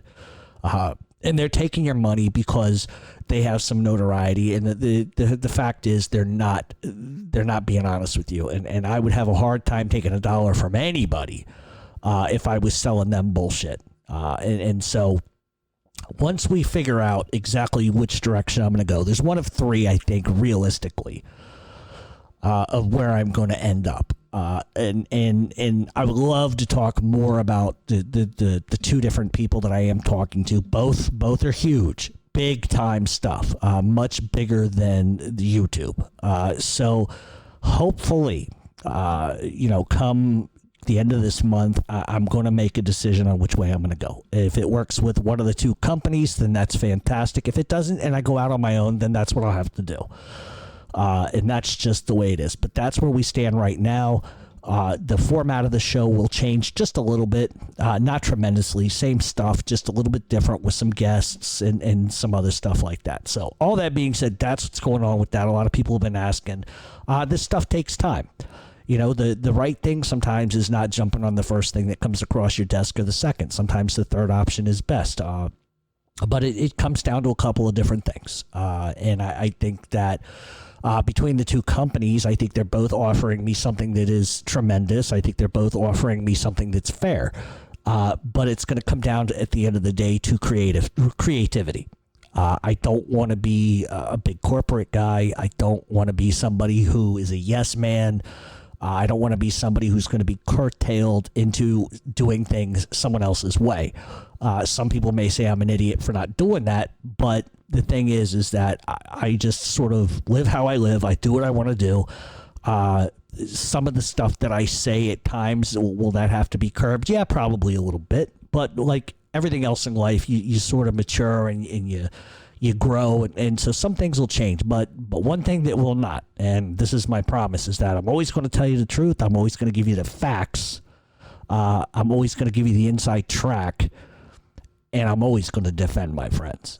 That is never, ever going to fucking change. Never, never, never. All right, so all that being said, we are going to get to the biography of John Montana. Excuse me. All right, so let me... Oh, boy. All right. So, John Montana was born Giovanni Montana in Montedoro, Sicily on July 1st of 1893. He would actually immigrate to this company, Jesus Christ, listen to fucking me.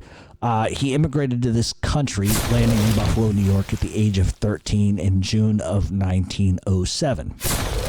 Eventually, as we know, Stefano Magaddino, who was Joe Bonanno's cousin, would become boss of the Mafia in Buffalo, and he would actually organize his empire with John Montana at the top of his empire. So in 1922, John Montana formed the Buffalo Taxi Company. Now, we're going to talk a lot about taxis for the next 20 minutes, and I know it's kind of boring, but you need to just hang in there with me, because where he goes from the taxi company into politics is very, very important. So he basically forms the Buffalo Taxi Company, which was his first sort of foray into the transportation industry.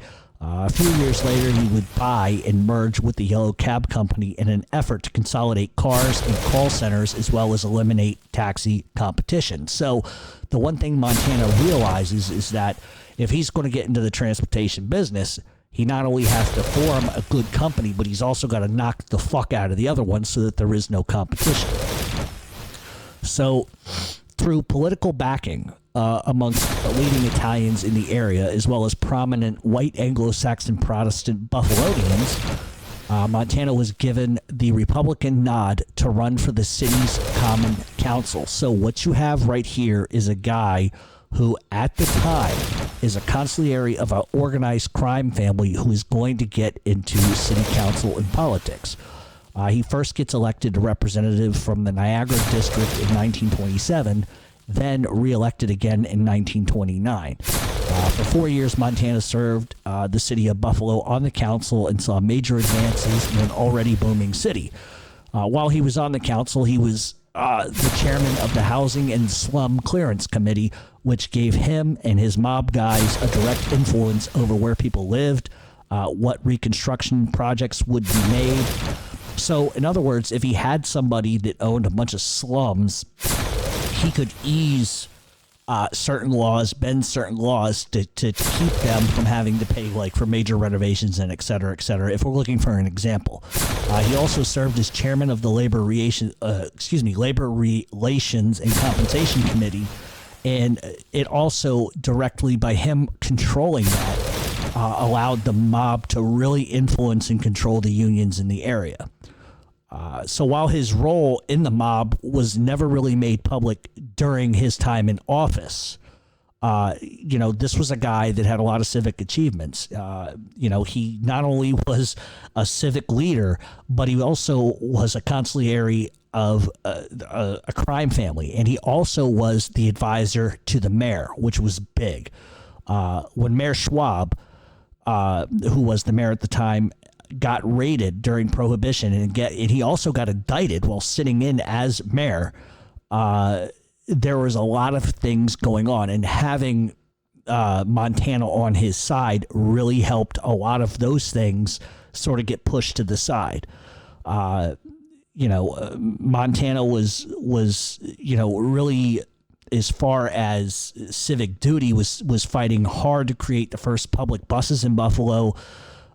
And it ended up leading businessmen in the transportation industry to oppose the idea of public busing, which would take passengers away from taxis, trolleys, and trains. And Montana knew that as long as people were pushing for public buses, that his taxi companies would suffer. And so what he does is he uses his power and his strength and his political influence to secure a contract which would furnish the first ever seats in Buffalo buses.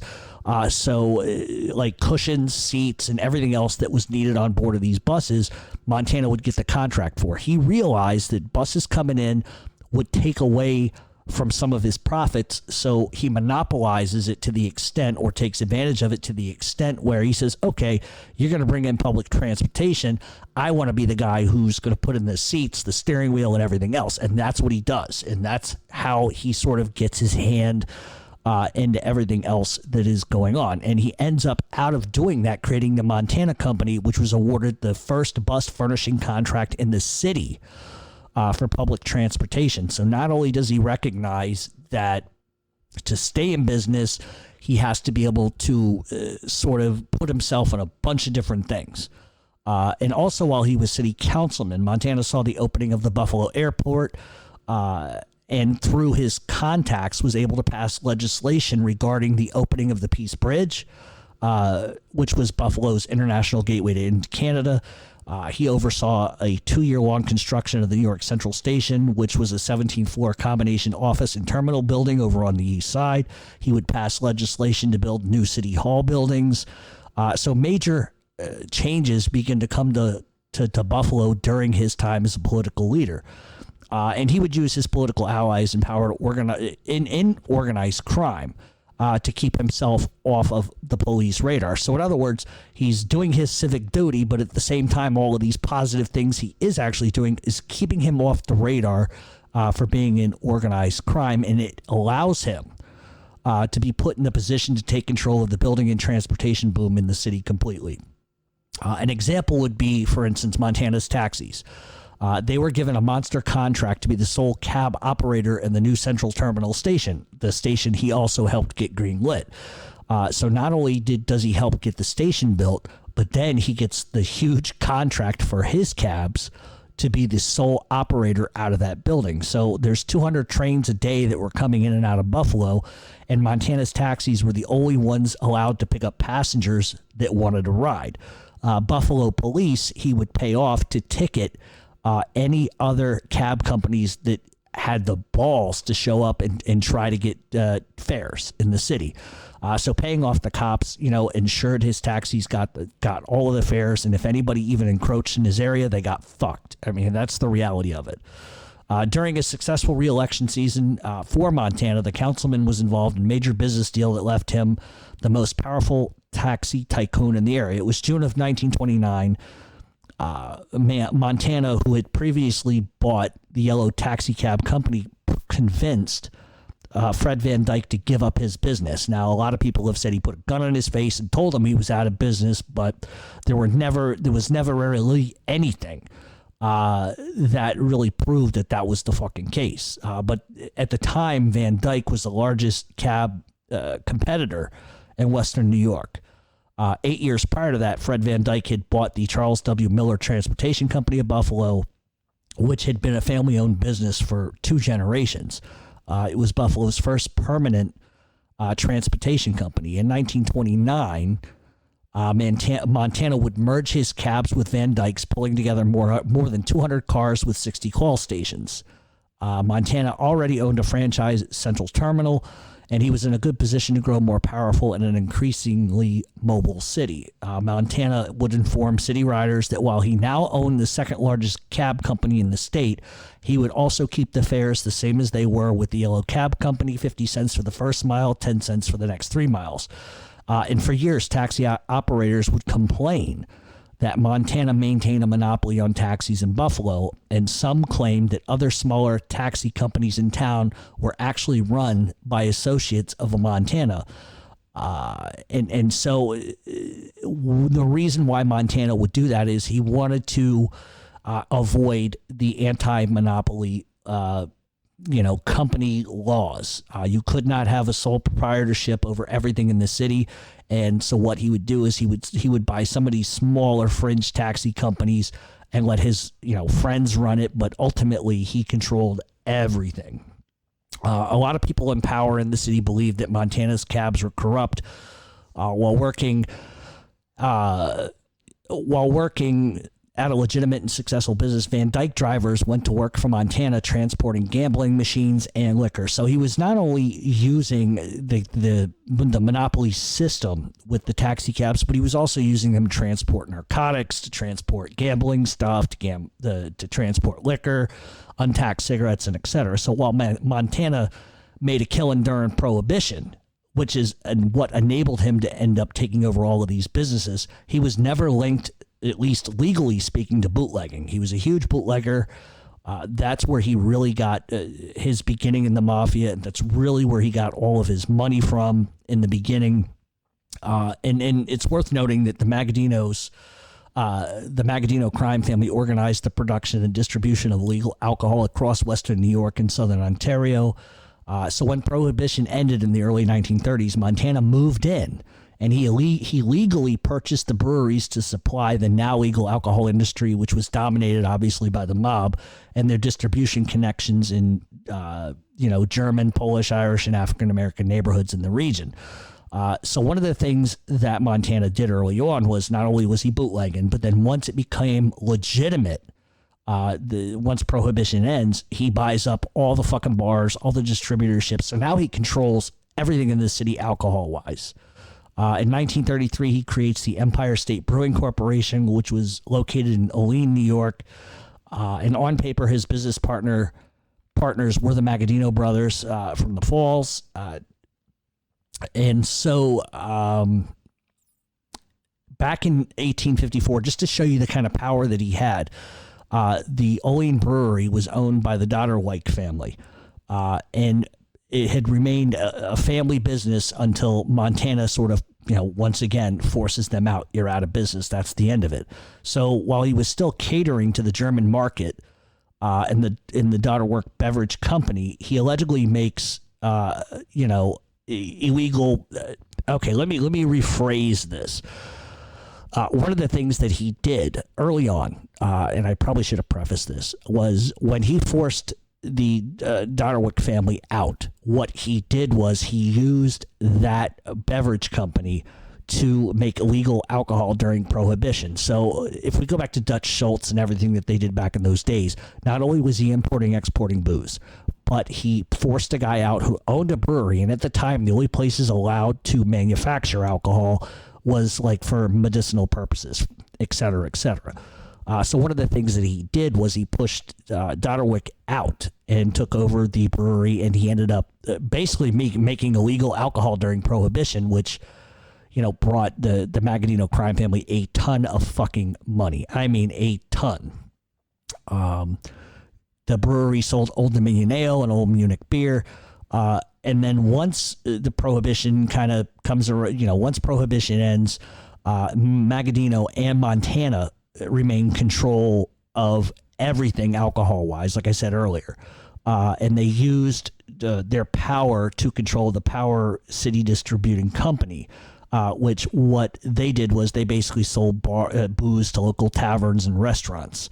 And it's on paperwork, Magaddino was the president of the company from 1933 to 1958 until the business went bankrupt and they sold the assets. One of the other things that they did was if anybody didn't want to purchase beer, they had a fucking problem. So to sum that all up, prohibition hits. They're bringing in liquor from all over the place. They force a guy who owned a brewing company out. They start making illegal beer.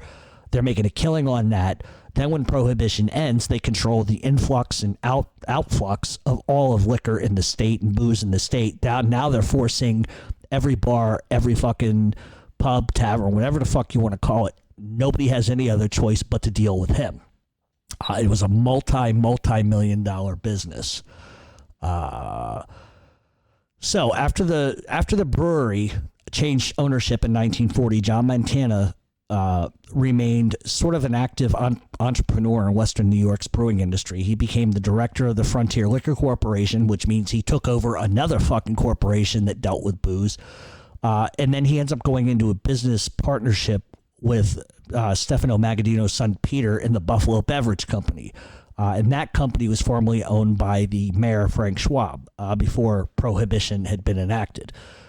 The company oversaw the distribution of Budweiser across Western New York and employed several alleged mobsters as business agents. U.S. senators would later bring that up and talk about Jimmy LaDuca, who actually was married to one of Magaddino's daughters. LaDuca was known as a union organizer, a gambler, a mob captain, and was a very powerful leader in the Magaddino crime family.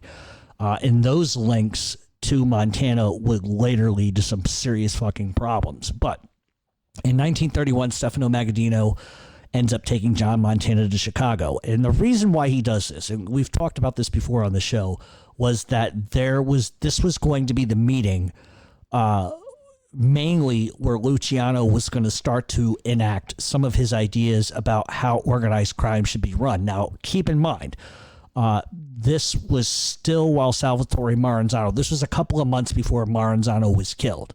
Maranzano did attend that meeting, and John Montana went with Stefano Magaddino. And more or less the meeting was obviously for a couple of different things. They wanted to split up how the mob was doing things. They wanted to just kind of bring everybody together under one national syndicate, so to speak. They wanted to sort of name Salvatore Maranzano the boss of bosses just to appease him. Little did he know he would be killed shortly after that. But it was also a meeting to cool tensions with Al Capone. And the reason why they were trying to cool tensions is because there were a lot of people that were very upset with what Al Capone did in Chicago at the St. Valentine's Day Massacre. I don't think anybody disagreed with the fact that he had to do what he had to do. They were upset about the press that had come as a result of it, and it had put a lot of pressure on a lot of them. And so they just kind of wanted to come together and have everybody, just to face him and say, look, this is our beef with this. This is our problem. How do we move forward? And that was the reason for the meeting. So in late 1932, Montana ends up sort of getting a lot of publicity because he was, facing new competition in the taxi cab industry. The Gray Cab Company comes to town as an independent business in 1932, and they brought enough money. They brought in enough money to basically charge substantially less than the dominant cab company. So if Montana was charging 50 cents on a mile, let's say they came in at like 18 cents to 20 cents, and they thought that they could take over that way.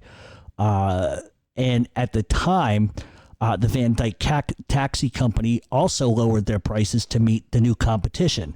And so a lot of the smaller independent companies couldn't afford to lower their rates and began to close out business. So all of these tiny little fringe companies that were still kind of around that Montana didn't control are now sort of lowering prices to compete with the new cab company in town. And it does two things. It forces Montana to either deal with them directly or it forces him to lower his prices, and he's not about to lower his prices, and the move actually fucking infuriates him.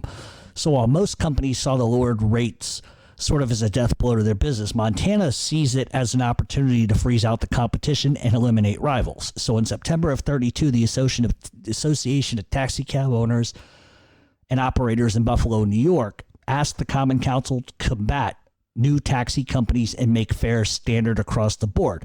So you got to remember something. Montana is in city council. He controls the flow of the way things go. They want to enact an across-the-board price, like a cigarette tax. Everybody's going to pay 2 cents on the dollar or whatever for cigarettes.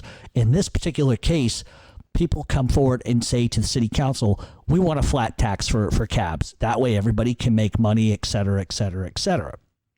But the problem is that Montana has a seat on the city council board, and he buries the vote. It doesn't even get to a vote because he says, nope, get rid of this. We're not going to do that. And that's the only way that he can continue to have a monopoly on the city in Buffalo. And if anybody continued to fuck with him or to pester him about this, they would pay dearly. And so that's how he controlled. And let's be honest, is it probably fair that a new company coming into town wants to charge 26 cents? Okay, now everybody's going to charge 26 cents. So everybody can run business and everybody's fair, square, and even. Montana didn't see it that way. He had worked very hard to take over everything, and he wasn't about to let some fucking prick company come in and tell him what he was going to do. And the fact that he has power and he's on the city council enables him to say, nope, we're not going to take this to a vote, flush it down the fucking toilet, it's done. And that's exactly what he does, and it enables him to just keep going.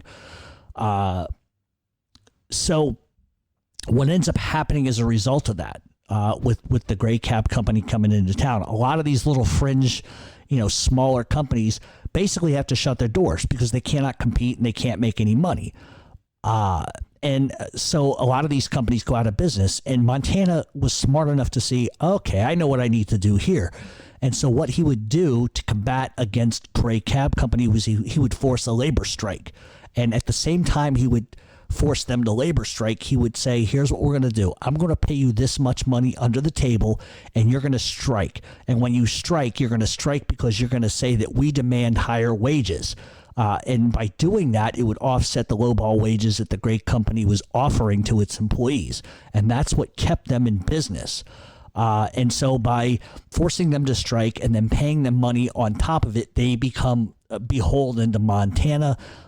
And it forces the gray company to stop operating for fucking months. And if they're not pulling in any money and Montana's company is still active, then he's actually controlling what's going on in the city. Montana would actually have a strike problem of his own, but a lot of people over the years have doubted the validity of it, because a lot of people think that he used that idea to force his own company to strike to get close to President Herbert Hoover, who he was close with. And he gives a speech in which he praises the president, and he alludes to the fact that employment should be spread out to many, not just saved for a few people.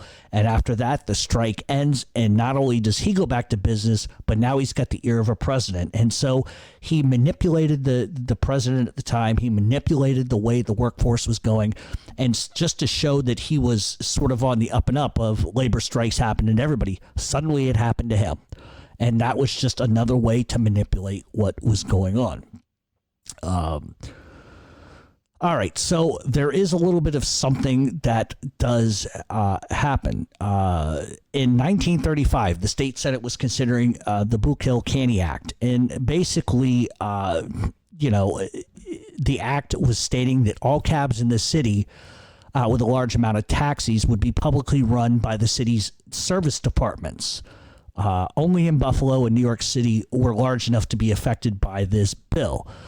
So on the front page of the Taxi Age, the national trade weekly for the taxi industry, Montana figured importantly in a headline story that corrupt cab owners and their links to politics. So in short, the publication accused Montana of bribing Anthony Canny, and said that the official was in cahoots with Van Dyke. So in other words, the press is making the assertion that he's in bed with politicians, he's in bed with the mayor, he's in bed with this one, and that's why his cab company is making out. Now, most of the taxi operators in the city that were left, other than Montana, viewed the bill as a blatant disregard for private business. So, in other words, they were trying to take private businesses and force them into the public domain.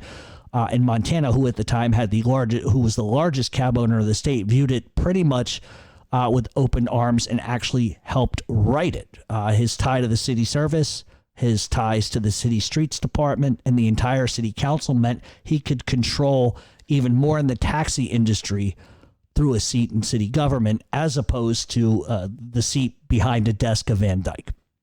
So in an era where public transportation was first becoming an idea, Montana did want cabs run by the city. A city, obviously that at the time was booming and transportation was changing. And this was another way that Montana could manipulate city government to get what he wanted. Well, if it becomes a city, then they're guaranteed money. They're guaranteed money from fares. There's a kickback that he gets. Versus if you're just operating independently in your own business, you got to pay a lot of different things. You got insurance, all of this other shit you have to pay. He no longer has to do. So all it meant for him was guaranteed work and more fucking money. And the money was coming out of the city's pocket and not his. And it basically what it becomes is a legal monopoly. So the whole time prior to this, he's fighting the illegal monopoly by putting little small fringe companies that he did own in other people's names. Now he can legitimately have a legal monopoly. He has Montana had an influential hand in the city and in state politics. He was known in the Republican circles throughout the nation. In June of 1936, the Republican National Convention met in Cleveland, as they did every 4 years, to nominate a top candidate from the party. During Prohibition, Herbert Hoover was the Republican president, eventually replaced by the Democrat Franklin D. Roosevelt. The Republicans wanted the position back. Montana was chosen as an alternate delegate from New York and mingled with top politicians as they endorsed Alfred Landon and Frank Knox to run against FDR and his vice president at the time. While the Republicans lost that election, Montana was noted as one of the more influential Republicans in the circles, and now he begins to wield a shitload of power. After the Republican National Convention of 36, Montana enters the race for Congress. This is a guy who's a mob consigliere who is now going to run for fucking Congress from the 41st District of the House, made up heavily of the Italian West Side. Republican Party leaders handpicked J. Francis Harder, who was an Amherst attorney, as their candidate.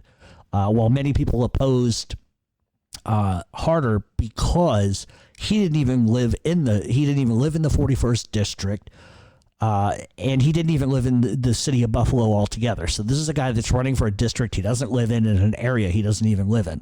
And Montana uses this as his sort of a blessing in disguise to create a splinter within the Erie County Republican Party, and it would lead to a dissident faction that supported his candidacy for representative to the U.S. House.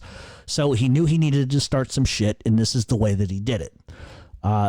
And listen, a lot of people are going to ask, why would the mob even allow this to happen? And the reason why the mob just sort of turned their eyes to it was because a mafia member in the House meant a ton of power, and somebody who, at a flick of a fucking wrist, could do anything for them.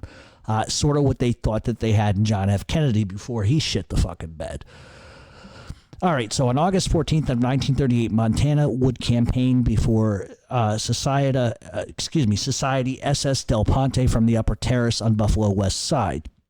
The next day, Montana has a rally for 10,000 people at the Hamburg Fairgrounds, et cetera, et cetera. Shortly after that, Montana visits Genesee Park on the east side to garner support at the German Day festivities.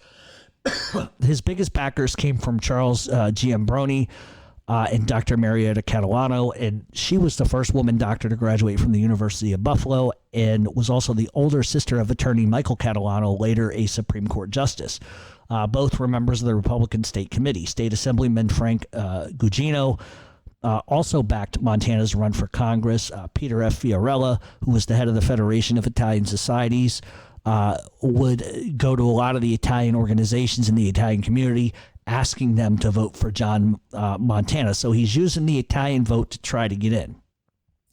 So while he was assured to get votes from the Italians, on both sides of party lines. Montana would suffer a big loss in the Republican primary as many Italians were held out of voting due to party affiliations, and many others favored the suburban attorney.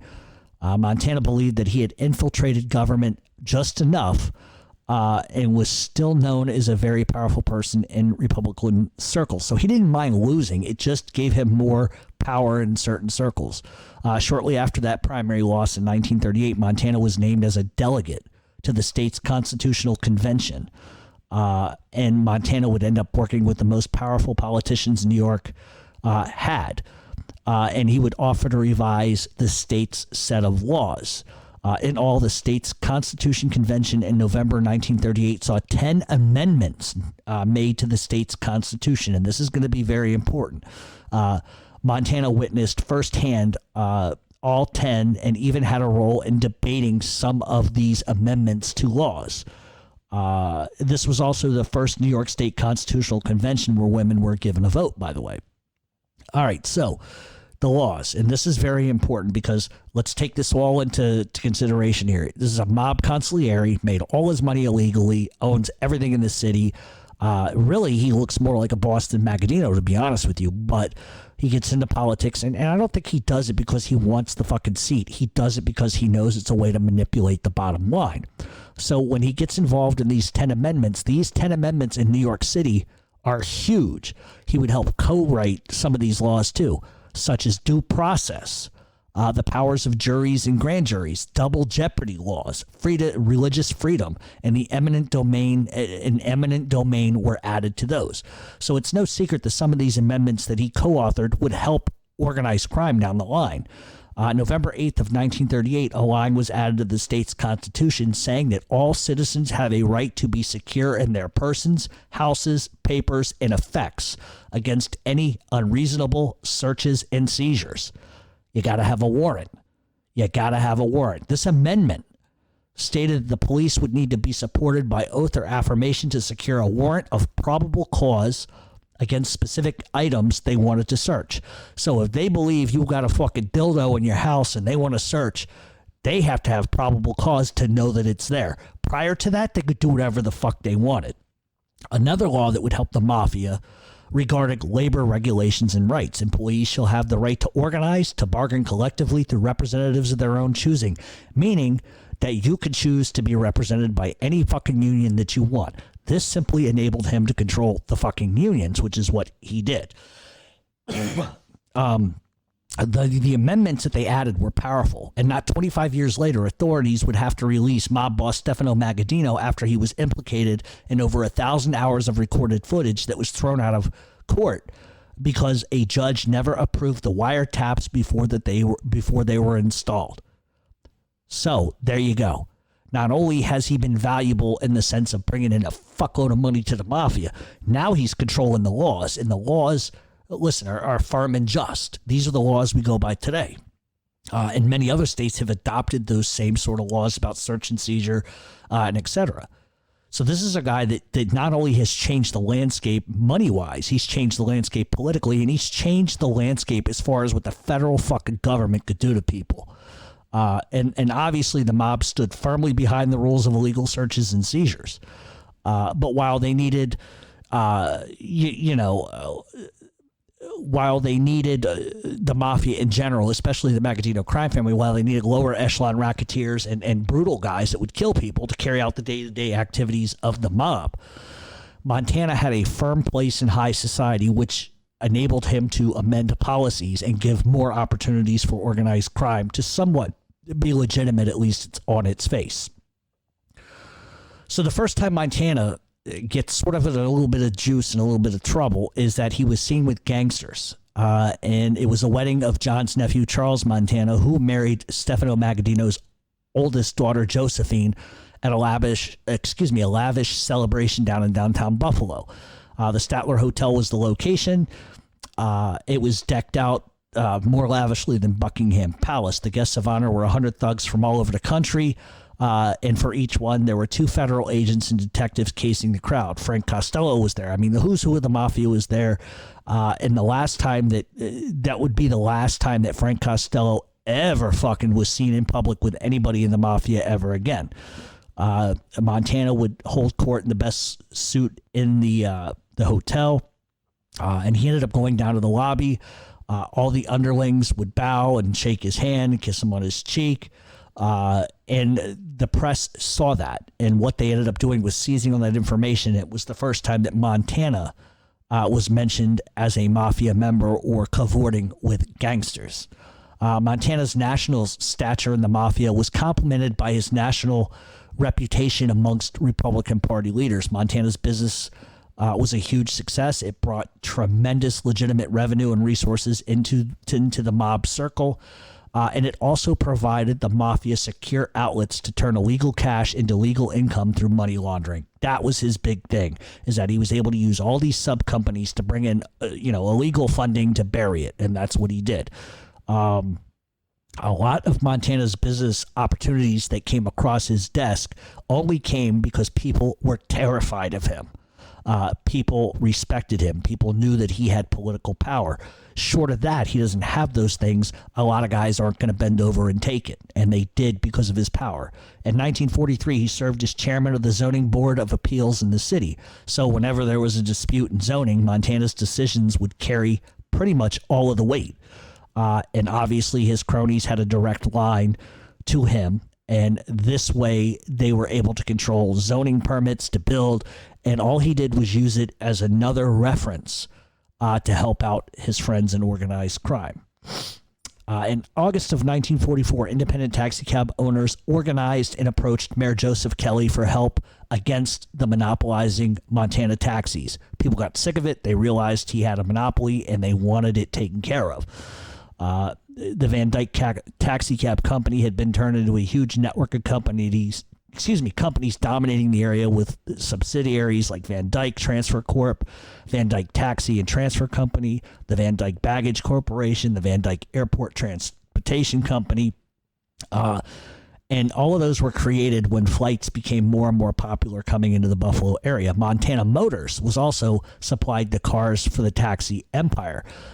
So he used a sub company that he called Montana Motors to give taxis. So, for a period, Montana was, he was even the president of the National Association of Taxi Cab Owners. He controlled everything, from supplying the cars to these smaller companies. I mean, he just controlled every fucking inch of this stuff. Just from that point on, he controlled every facet of that business. So people go to the mayor for help. The Independent Taxi Cab Association from Buffalo, New York, claimed that Montana was given unfair contracts during World War II to operate exclusively across the city, and that violated the fair monopoly laws of the day. The Van Dyke Taxi and Transfer Company was the only company allowed to move travelers to the Buffalo Central Terminal on the east side. It was able to drive all over and purchase gas when ration forces, others out of business, police, even aggressively ticketed or impounded any other taxi cabs nearby. And we talked about it earlier. And the reason why is because Montana owned the Van Dyke Taxi Company. And I guess people started to see that and were a little bit pissed about it.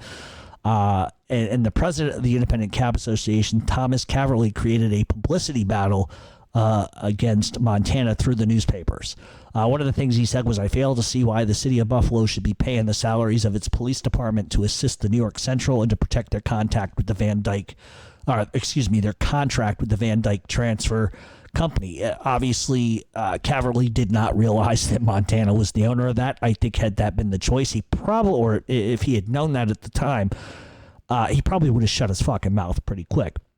So to keep everything legit, the association ends up going to the Common Council, who basically says, it's out of our jurisdiction. We can't handle it. Caverly then pleads with the mayor. And the mayor says, well, okay, I'm hearing what you got to say, but here's what we're going to do. I'm going to refer you back to John Montana, who's on the city council. You can deal with him. And he wasn't about to do that. So once again, we see this comes up before city council. And the grievance that Caverly had ended right fucking there when he realized who he was doing with. So everything that these guys tried to fucking do to stop the monopoly didn't work because of who they had to deal with. So Montana's businesses continued to thrive. And his family ties with his nephew marrying into the Magaddino crime family really solidified himself in the mafia. Not only was he a consigliere of the crime family, but his political contacts were unlimited. So besides important roles within the community, Montana was also a powerful organizer within the Fort Erie racetrack, which was in Ontario. Horse betting, gambling, and loans had become an important operation for the mob. It was opened in 1897 at the Fort Erie racetrack. It ends up getting taken over by the Fort Erie Jockey Club by 1920, and then John Montana eventually becomes the most powerful mobster associated with the track. So in other words, they see what's going on. He ends up also moving into that and taking that over, and on paper he becomes the director of Fort Erie Jockey Club. So the Jockey Club owns it. He finds out about it. I don't know how he does it. I mean, one could just assume naturally, the way organized crime does things, that he says, you know what, you're out, I'm in. So now he takes that over too. So besides his public leadership positions that we've talked about within the city government, the taxi industry, the racing clubs, he also maintained a number of other civic leader roles. He was the promoter of the Golden Gloves. He was the director of the Buffalo Baseball Club. He was the member of the president of the Erie Downs Golf Club, the president of the Erie Downs Golf Cars, director of the SPCA. He was a member of the Elks Club. He was a president of the Chamber of Commerce. This is a guy who was a consigliere of an organized crime family who was the leader of all of these things. People over history have said that to be a civic leader, you have to give back to your community, and that's what he did. He would just dump money back into the Italian community, basically hush money more than anything. He was a president of the Federation of Italian American Societies, which obviously was an umbrella organization that brought together several community groups in an effort to strengthen the Italian community in Buffalo. So he's controlling the Chamber of Commerce, the racetracks, the taxi cab communities. He's got all these friends in politics. It's just crazy the amount of shit that this guy did. So 2 years later, in the summer of 56, Montana is 63 years old. He was named, funny enough, Buffalo's Man of the Year by the Erie Club. The Erie Club was an association of the Buffalo police officers led by President Charles Basil, who said the award was for outstanding civic achievements. The prominent people from Buffalo on the selection committee included the district attorney, John Dwyer, Anthony Naples, Joe Basil, and Jimmy Kennedy. And an ironic twist in Buffalo's history, the police association awarded a mafia consigliere as Man of the fucking Year. So, while we know that Montana was a big-time entrepreneur who at the time is being rewarded for a lifetime of achievements, was also involved in national mafia politics, which were beginning to get out of control in many aspects. At the time, right around the time this is happening, obviously, Stefano Magaddino becomes a member of the commission, but he sort of starts to have some health problems. And as chairman of the commission at the time, Magaddino saw different power grabs from rival bosses in New York, which led to a lot of murders, a lot of guys retiring, a lot of guys getting out of the life. And that's what's going on in Magaddino's life at the time. Then the biggest thing to ever hurt the mob happens, and that's Appalachian. Originally, Vito Genovese had wanted the meeting in Chicago because he was close to Sam Giancana. But Giancana was smart enough to say, you know what, this is probably not a good idea. We don't need the eyes on us. We don't need the press on us. So he goes back to Stefano Magaddino and says, we can't have it here. You know, what do you want to do? And Magaddino suggests that they're going to have it in upstate New York. And that decision always haunted Magaddino because he was blamed for a lot of different reasons for that. And it's also responsible largely for ruining Montana's life of crime and Montana's public perception and his reputation amongst politicians. Because the police ended up raiding the house. We've talked about what happened in Appalachian. I don't want to go through the whole thing. But as the police raid the house, Montana escapes, only to be found later on wandering through a thicket and sort of hopping over some barbed wire fence. The news hits the paper for the first time, and his name gets mentioned with the word mafia. Montana would tell the press that his Cadillac was having problems. He was driving from Buffalo to Pittston. He had to pull over.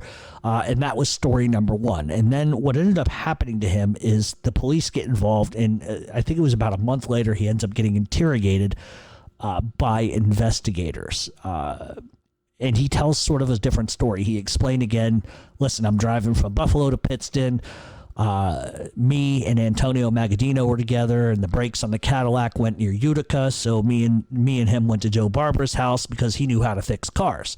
We arrived. There's a huge party going on, and we just simply went inside and sat by a room by ourselves, waiting for the car to be fixed. Didn't talk to anybody. Didn't hear nothing. Just were waiting for the car to get fixed. And the interrogators knew a lot more about what was going on, and they asked why he left running out of the house when the cops came, if he was just simply waiting for his car to get fixed. And he explained that someone in the house had begun to scream, "Run, run, run," and he didn't know if the house was on fire or not, so he ran out the door with the rest of them. I guess maybe he thought telling them that would resonate. Okay, but the problem is that the arresting officer that originally caught him on the side of the road had a little different story. And so the interrogators asked him, why did he promise to get the sergeant who arrested him, whose name was Croswell, and he worked for the state police, why Montana would get him a promotion if he just looked the other way and let him go. And Montana just kind of I can imagine him sitting there shitting his pants, and he just kind of laughs it off and says, well, I never said that. Then they would ask why 2 days before Appalachian, Brooklyn mob boss Joe Profaci called Peter Montana, who was John's brother. Investigators explained Peter Montana was employed through Profaci's olive oil business. Montana was asked why calls were made from Van Dyke Taxi to Joe Profaci in Brooklyn and to Joe Falcone, who was Magaddino's mob captain over central New York and Utica. Upon further digging, the investigators would uncover that Mob Summit host Joe Barbara had once worked at Montana's Empire State Brewery in Olean and had bought cars from Montana Motors. Also, Jimmy LaDuca was also known as a Budweiser distributor for Montana's Buffalo Beverage Company. Montana's former bodyguard and made member of the Buffalo Mafia, Sammy Lagatuda Sr., was also in attendance at Appalachian, linking the Buffalo civic leader to the mob even more. His alibi of driving with Magaddino made the former councilman look guilty by association. The assertions and allegations publicly destroyed Montana. They made ties between Richard Nixon and New York Governor Harrison. And those ties made Montana a cancer in all fucking political circles. So within a year of all of this happening, the U.S. Senate begins an investigation about Appalachian. They question attendees and mob bosses from all over the nation. Observing constitutional rights, every mobster pleaded the Fifth Amendment, refusing to say a word as not to incriminate themselves. That is, every mobster except John Montana. Out of everyone put before U.S. senators asked to testify, Montana was the only one out of the 50 mobsters from across the fucking nation who were found at the Appalachian to be at the Appalachian meeting. He was the only one who gave an explanation as to why he was there. Car trouble. And that caused a huge problem for him because everybody else was taking the fifth. We don't know. We don't say nothing. He admits he was there.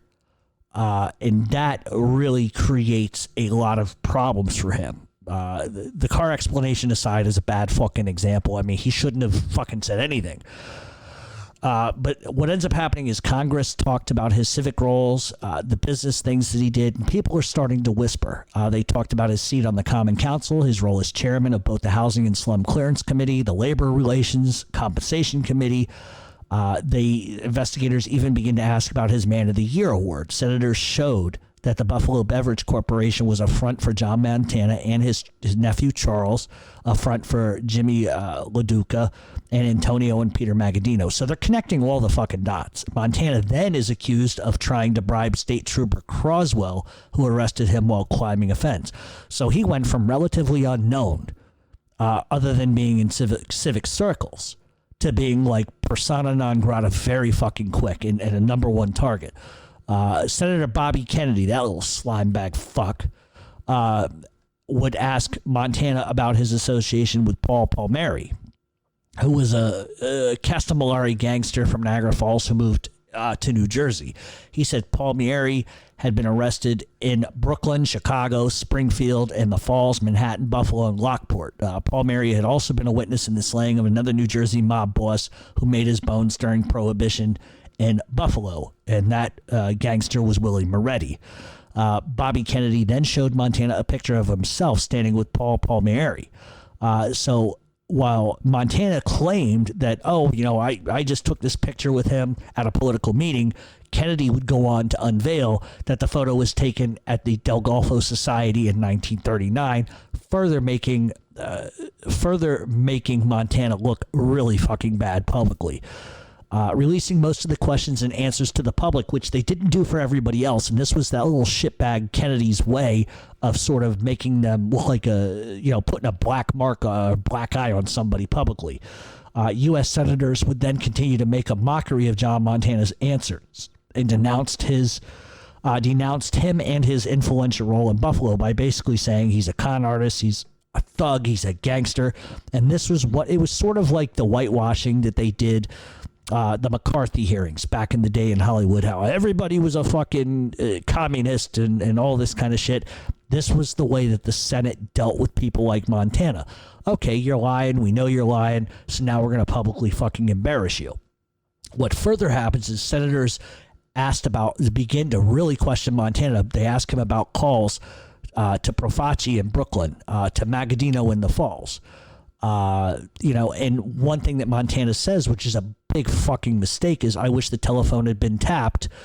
It would prove to this committee that I never had contact with that man or any other man like that. Well, if they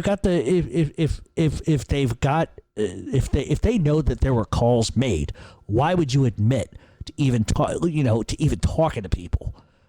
So Montana's making sort of mistake after mistake after mistake. So the heat that was suffered from this investigation caused the mafia to really kind of spin out of control, and most of them go into hiding. As a result of all of this, Montana loses respect amongst community members, and all of his past dealings are now being scrutinized publicly. He also took a lot of shit in the mafia for even offering an explanation. And to them, he violated the oath of omerta. He talked, and he shouldn't have. As a result of refusing to really be complicit, he was ordered to serve 5 years behind bars and to pay a $10,000 fine because authorities, they didn't like his answers. He was lying. They knew he was lying. And they charged him with conspiracy to obstruct justice. The other attendees who took the Fifth Amendment during those investigations all received sentences for contempt, but did not receive that sort of sentence. And that was designed to punish him. On November 29th of 1960, the United States Court of Appeals for the Second Circuit decided that none of the attendees really committed a crime by meeting together, and they were all freed on jail or bail, including Montana himself, who was 66 at the time. So not more than 3 years later, the State Crime Commission began an investigation again into Appalachian and then questioned Montana's attendance all over again. 2 months after that, the U.S. Senate subcommittee began an investigation into the mafia as a whole, not just the mob summit, but everything mafia. Obviously, we know the little shitheel Bobby Kennedy was really ramping up shit, and he was going on the attack on John Montana nonstop. Then what happens is, obviously, we know Joe Valachi gets arrested dealing drugs in a distribution network with the Buffalo Mafia's Canadian wing. Valachi, part of the problem is, did not have permission to do this from Vito Genovese. And that created a lot of problem. And because Valachi didn't clear moving drugs with Genovese, he was afraid that Genovese was going to kill him. So Valachi chooses to fucking rat everybody out. He discloses information first to the Bureau of Narcotics, which was the precursor to the DEA, and he just basically starts telling everything. Senators then would bring up evidence up against the Magaddino crime family. They would bring up John Montana's leadership role in that crime family. And once again, the senators publicly go over Montana's attendance at the conference, his business partnerships with the Magadinos, the Van Dyke taxi cab empire. And then they note that the former councilman's daughter and niece married Stefano Magaddino's son, and how Montana's nephew Charles married Magaddino's oldest daughter. So now they're simply just fucking connecting all the dots. And that's what ends really his role as a consigliere in the crime family, ends his life of crime, ends his political stuff. And then in 1963, Detective Michael Amico, later to become chief of police from Buffalo, showed the structure of Buffalo's mafia before the Senate. Obviously, they get this information from Joe Valachi. He said that from police observations, they tend to show us strongly that John Montana is associated with the Magaddino empire. While Detective Amico labeled Montana as the consigliere of the mafia, he explained that Montana didn't even have a traffic ticket. Just as Joe Valachi told authorities that Montana asked to remove himself from his role atop the mafia in Buffalo because authorities were getting too close and he didn't want to be seen publicly with mobsters under his command. Detective Amico then told Congress that since 1957, Montana seems to have severed his activities completely from the syndicate. But that's because he was shelved after Appalachian. They just shelved him because they were furious because he even said anything. So, under testimony, Senator Javits asks Detective Amico about Montana's taxi company empire. Amico said that Montana's cabs dominate the industry, but he also runs things semi-legit and has the most courteous and most trusted drivers of any company. Amico then followed that up by saying that Montana was said to have a corrupting hand in the creation of all city services in 1938. And so after all of these Senate hearings and after Kennedy's fucking bullshit, Montana's done. He was done in 1957 after Appalachian because he testified in front of a committee and gave an excuse. Most guys would have taken the fifth. He thought by saying, look, I had car trouble. What the fuck you want me to do? By doing that, ended his career in the mafia. He would end up losing his power in government. Nobody in social circles would see him anymore. Allegedly he asked the mafia to be demoted, and they said, yeah, fine. But I don't think that was the case. I think he was essentially thrown out. They shelved him. Why they didn't kill him, I'm not really sure, because I know I'm going to get that question. But for the rest of his life, in 57, this ended for him. But for the rest of his life, from 57 to 64, the feds and the federal government didn't stop fucking with him, didn't stop busting his fucking balls. And on March 18th of 64, he died after being admitted to Buffalo's General Hospital after suffering a heart attack. And so that's the life of John Montana. He goes from a guy who begins in Prohibition, uses that money to essentially uses the money from Prohibition to purchase distilleries, to make legitimate booze. Then he controls 12 or 13 different sub-companies which deliver the product after it's legalized. He uses that power to get into politics, uses the political power to keep his monopoly on the taxi cab companies, but it all comes unhinged in 1957 with Appalachian. And if you think about it, if he never goes to that meeting, if he just decides, you know what, to tell Stefano Magaddino, you know what, I'm not going to go, I have the shits. He decides not to go to that meeting. None of this ever happens to him. And I would almost guarantee you he becomes boss of that crime family. Especially after, Magaddino gets sick and all this, once he gets into ill health, he would have taken over that crime family. And so there's an argument to be made of, okay, yeah, so he probably shouldn't have gotten involved in politics. But him getting involved in the politics is what made him powerful. Magaddino may have had the power to fucking kill 100 men in an instant, but this is a guy that could control the laws. He could control the city. Everything that happened in the city, he had control over. And just by going to a fucking meeting, everything got wiped out. And maybe we could argue that maybe if he just doesn't say anything to the subcommittee, he tells them go fuck themselves. Or does the Joey Gallo, which is, I'm not going to answer this because I tend to think that anything I could say could be used against me. I might be admitting, the Fifth Amendment. Maybe if he doesn't say that, he still becomes boss. But I think at that point, once the government drew a line between the dots of the city council shit, the phone records and God knows what else, and then Joe Valachi's big fucking tuna fish mouth, it was over for him. So if you look at organized crime history and the way it is, you know, I don't think there's between Murray Humphreys and Frank Costello, this guy rivaled both of them, at least politically and at least city-wise. So we can argue whether it was a good idea for him to be involved in city politics. It is a good front, you got to admit that. But you know, it's also his undoing. Because if he's not seen as that person and he just goes to a regular meeting, it doesn't have the same downfall. So we can argue it like 3 or 4 different ways. Shouldn't have gone to the meeting, shouldn't have said this, shouldn't have done that. But this is a guy who was insanely powerful and who would have rightfully probably become boss of the Magaddino crime family, hands down. Because he had everybody fooled for 30-some fucking years that he was just a civic-minded prick, when in reality he was the consigliere of a crime family.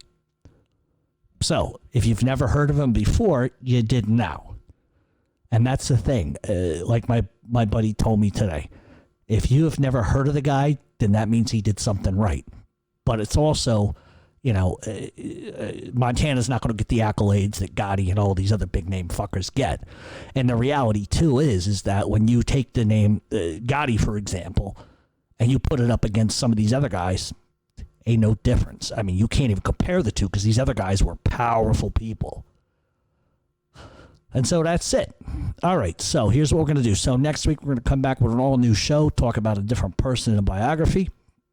And in the meantime, probably on Sunday, run over to Mob Talk Radio over on Facebook. You'll see Q&A and Go, and that's where you post your questions. And so that's it, I think. As far as Gotti questions, I'm not taking any of those anymore. Legitimate, serious. If there's even an inference to it, I just delete it, and I'm not going to do it no more. And that's just the reality of that. So have a good week, everybody. Try to stay safe, and we will see everybody next week.